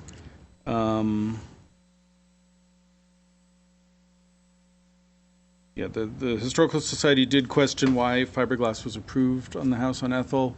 It's very clear in the guidelines. We are able to approve fiberglass. I don't think there was any expectation ever when the Historic District movement came forward and we were kind of going through the whole process of the ordinance and the guidelines that all materials were going to be replaced in kind. And I think it's very important for me and for everyone to remember that being in a district is different than being on the register. And we're not going to have museum-level preservation in a district. And I think it's interesting that tonight, looking at a house that has the Mills Act and is on the Glendale Register individually, we still recognize lives change, lifestyles change, houses change, and we can make sensitive additions as needed. Alan has a point. Yeah, as a segue to that, Jay, I was thinking just briefly, in the case that we just reviewed, the Royal House came to the commission because it was on the register. If it was not on the register and was simply the non-contributor within a district, this addition in the rear is the kind of thing that may have been approved at a staff level, if I'm not mistaken. Yeah, it would have been an over-the-counter permit. It wouldn't have required any further review. Yeah, and even if it had been a contributor, it might have been a staff level approval. The reason it came to the district tonight, or came to the commission tonight, is because it's an individual registered property. There's that 360-degree review, if you will. Because up to 700 square feet addition in the back doesn't even go to design review board. It could be a staff. It can, but it doesn't have to. The question about the window opening being closed, and again, we have to be realistic in our design review. I'm going to keep in mind more like the possibility of would it make sense to kind of recess openings in certain situations. I'm not sure that this would have been one of them. Commissioner Shire's comment about an expanse of wall that's unpunctuated by a window is very valid. It's something we avoid in our design review in general. And I hope my memory is correct that one of those windows is still there, and I don't know if either of you remembers. Sorry? I'll have to go back. On Ethel, if they're the two windows kind of closer to the street on the side facade. I believe those two are there. I think there were 2 or 3 towards the back of the house that were closed off. Oh, in fact, I think those 2 at the front are wood windows that were kept. I think so. Okay, so yeah. I was sure. giving myself trouble when I shouldn't have. There was a question about who makes these decisions. I am involved in many decisions, particularly, well, obviously with historic districts. A lot of our staff is getting very comfortable with historic districting and historic properties, but I'm still involved at some level on most of these cases. I can't say all because we do process a huge volume of work going through. But on the case of Ethel, I was definitely involved in that. We were working with a very difficult contractor, and the problem that came up is not a complete surprise to me, but we have the paperwork to prove that the work was not installed as approved, and we're going to hold them to that. So, I had one. So if you have, questions. Oh, yeah, I had one question about how are we communicating clearly what window is acceptable and what's not, and what frame? Is there specific paperwork that's given? Is there specific paperwork and guidelines that's attached to their permit? So let's just say a contractor who is difficult and could care less about historic resources or preservation, and or doesn't even know the difference between why we'd pick fiberglass over vinyl, or a thin profile or a wide, or what type. So he hears one thing potentially at the counter. Is there any documentation that's given that you can go back and say, here are exactly the details we approved and yours does not meet? Yeah, well, for window replacements, we have a very detailed window schedule that talks about the material of the existing, material of the proposed. If external grids are being used, it's indicated. It's very clear from all our materials that we don't, and this is citywide, that we don't approve internal grids. We get cut sheets from the manufacturer. In this case, we actually had detailed printouts from the manufacturer about the type of window that talks about all of the details. It gives dimensions of the windows. Oh, good. So all of that's part of our standard window process, which then extends into historic districts, and we just give it the extra level of review, especially about material. But I know some members of the community hate to see windows changed out, and I get it personally. But based on all of the rules and guidelines that we've established in Glendale, that's not how we're treating historic districts. And if that were ever to change, it would have to come from above. It's not, we can't start applying stricter requirements than have been approved by City Council through the guidelines. So.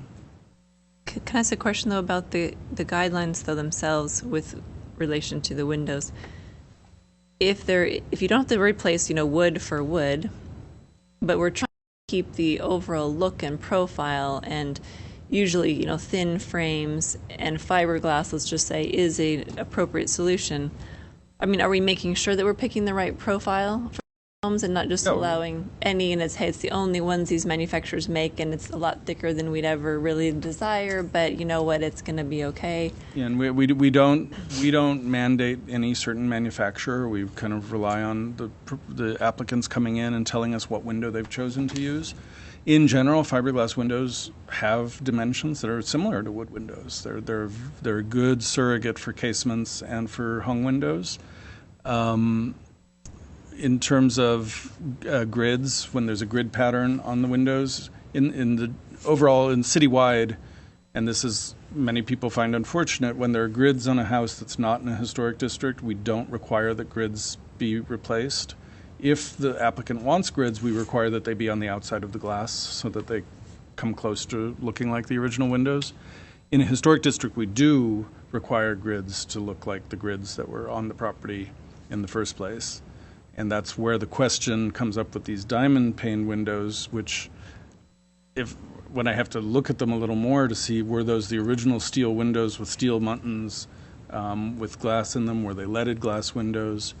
That's where it gets a little harder if we're talking about something that really isn't manufactured anymore or is hard to replicate. And again, this is the issue we've had with some of the other illegal work, where how far can we bring it back to its original look once the work is done illegally. What we heard from the commission and from the community is that we don't want to give people a break when they've done this work illegally and we're losing something that we think is valuable.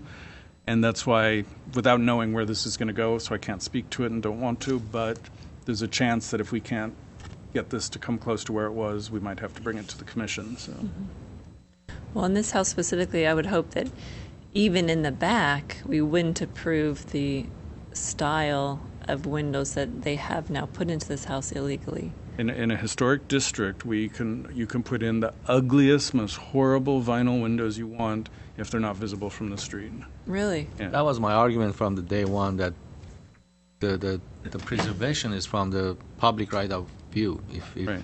That's it, and you can preserve the front and portion of the side that is visible, and the rest of it is up in the air. And that's what I've been talking about all these years. I think we need to look at that, at least to have a harmony or consistency between the windows, because A lot of people recognize that it's very strange to have two different types of windows in one room, depending on what side of the house it's on. Historic district homeowners often care about those things pretty deeply, and so we haven't had this problem come up. We're not having a lot of people say, hey, I want to put the vinyl on the back, but I'll do something nice on the front. It's not typical, but we haven't had a lot of wholesale window replacements in the districts yet. Yeah. This year, in the last year and a half, maybe it's picking up. So we'll see it more.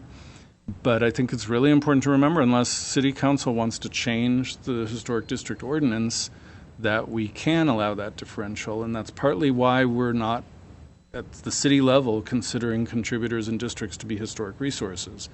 And this is the argument that I specifically make on that, is that how could you treat a historic resource that way? If they were on the Glendale Register, we would never allow that to happen. And that's the difference between being on the register and being in a district. And lots of people disagree with that, but that's the way it's been from the very beginning. So. Okay. If I may make a suggestion, I think if we're going to have a discussion next month or in October regarding the kind of whole permit processing and what happens at the counter, I think it'd be very good for us to sort of repeat some of these topics and some of Jay's presentation, as well as clarify some questions. I think it's a very good educational discussion that we could probably get into deeper, but I would like to make sure that we've noticed it properly so that people who have comments, concerns about the city's policy or questions about how our practices, they're able to participate. And it's unfortunate that Ms. Yurka from the Historic Society, for example, had to leave early and missed this topic since she raised some of these issues. So, and did we already talk about that for October? If we could do it September, October, it's starting to sound like a fairly long discussion. So I'm sort of thinking we did go into this in a little too much depth right now. But I think agendizing it for October would give us enough time to really kind of pull this together. We'd also make sure the stakeholders that would want to participate are able to engage in the material. And you'll show us, sorry, go ahead. No, I'm sorry. Is that you're talking about an HPC meeting or like a joint meeting between like DRBs and HPC? No, I think at this point we'd just have a meeting with the HPC, but something that we could notice that we're having a discussion about window policy, permitting process, and kind of, we'll have to figure out some way of phrasing it, but I'm thinking also, how do someone coming to the counter know that they're in a historic district? What does it mean that a property is flagged? Like, how does that actually work?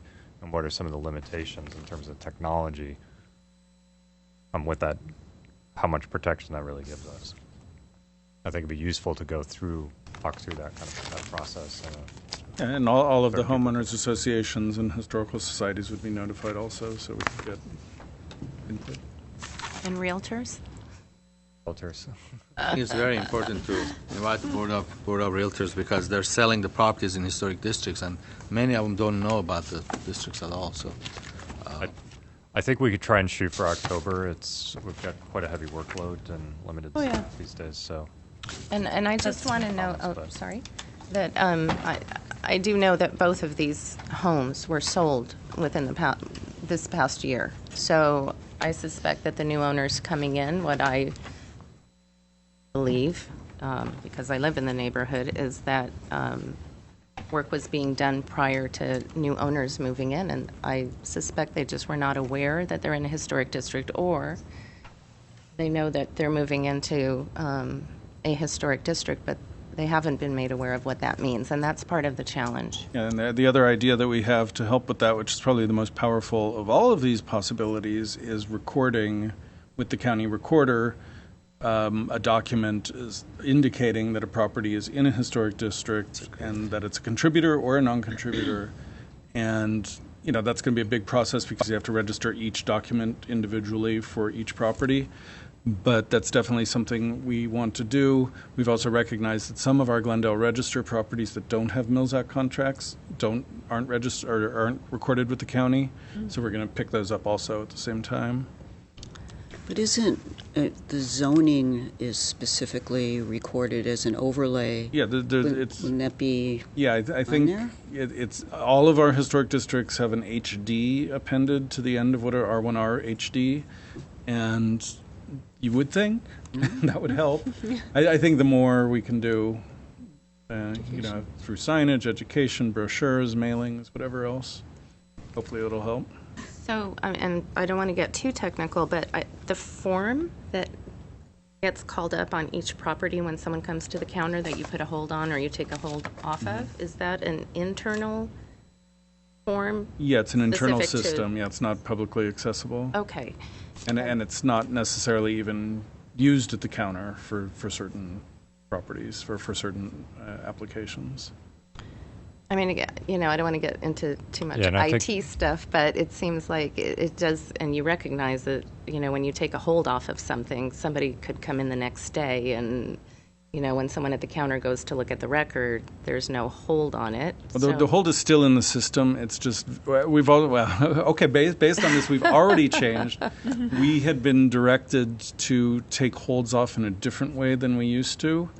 And this, I won't get into the technical thing, but in those cases, the H, which signals hold, not historic, the H would disappear from the system that way. And based on the situation that we just had, we've gone back to our old system, which is to turn a hard hold into a warning hold. A warning hold still has an H visible on the screen, but someone's able to write a permit over it. A hard hold, you can't write a permit over until I release it, or a few people who have that privilege could release it. So, but that would boil down to education, Yeah, right? and if I may, I think we do need to end the conversation. It's getting way too long without being noticed as a study that's session. fine. Understood. Okay, thank you so much. Thank you. With that, we're adjourned. Aye. Thank you. Thank you, Jay.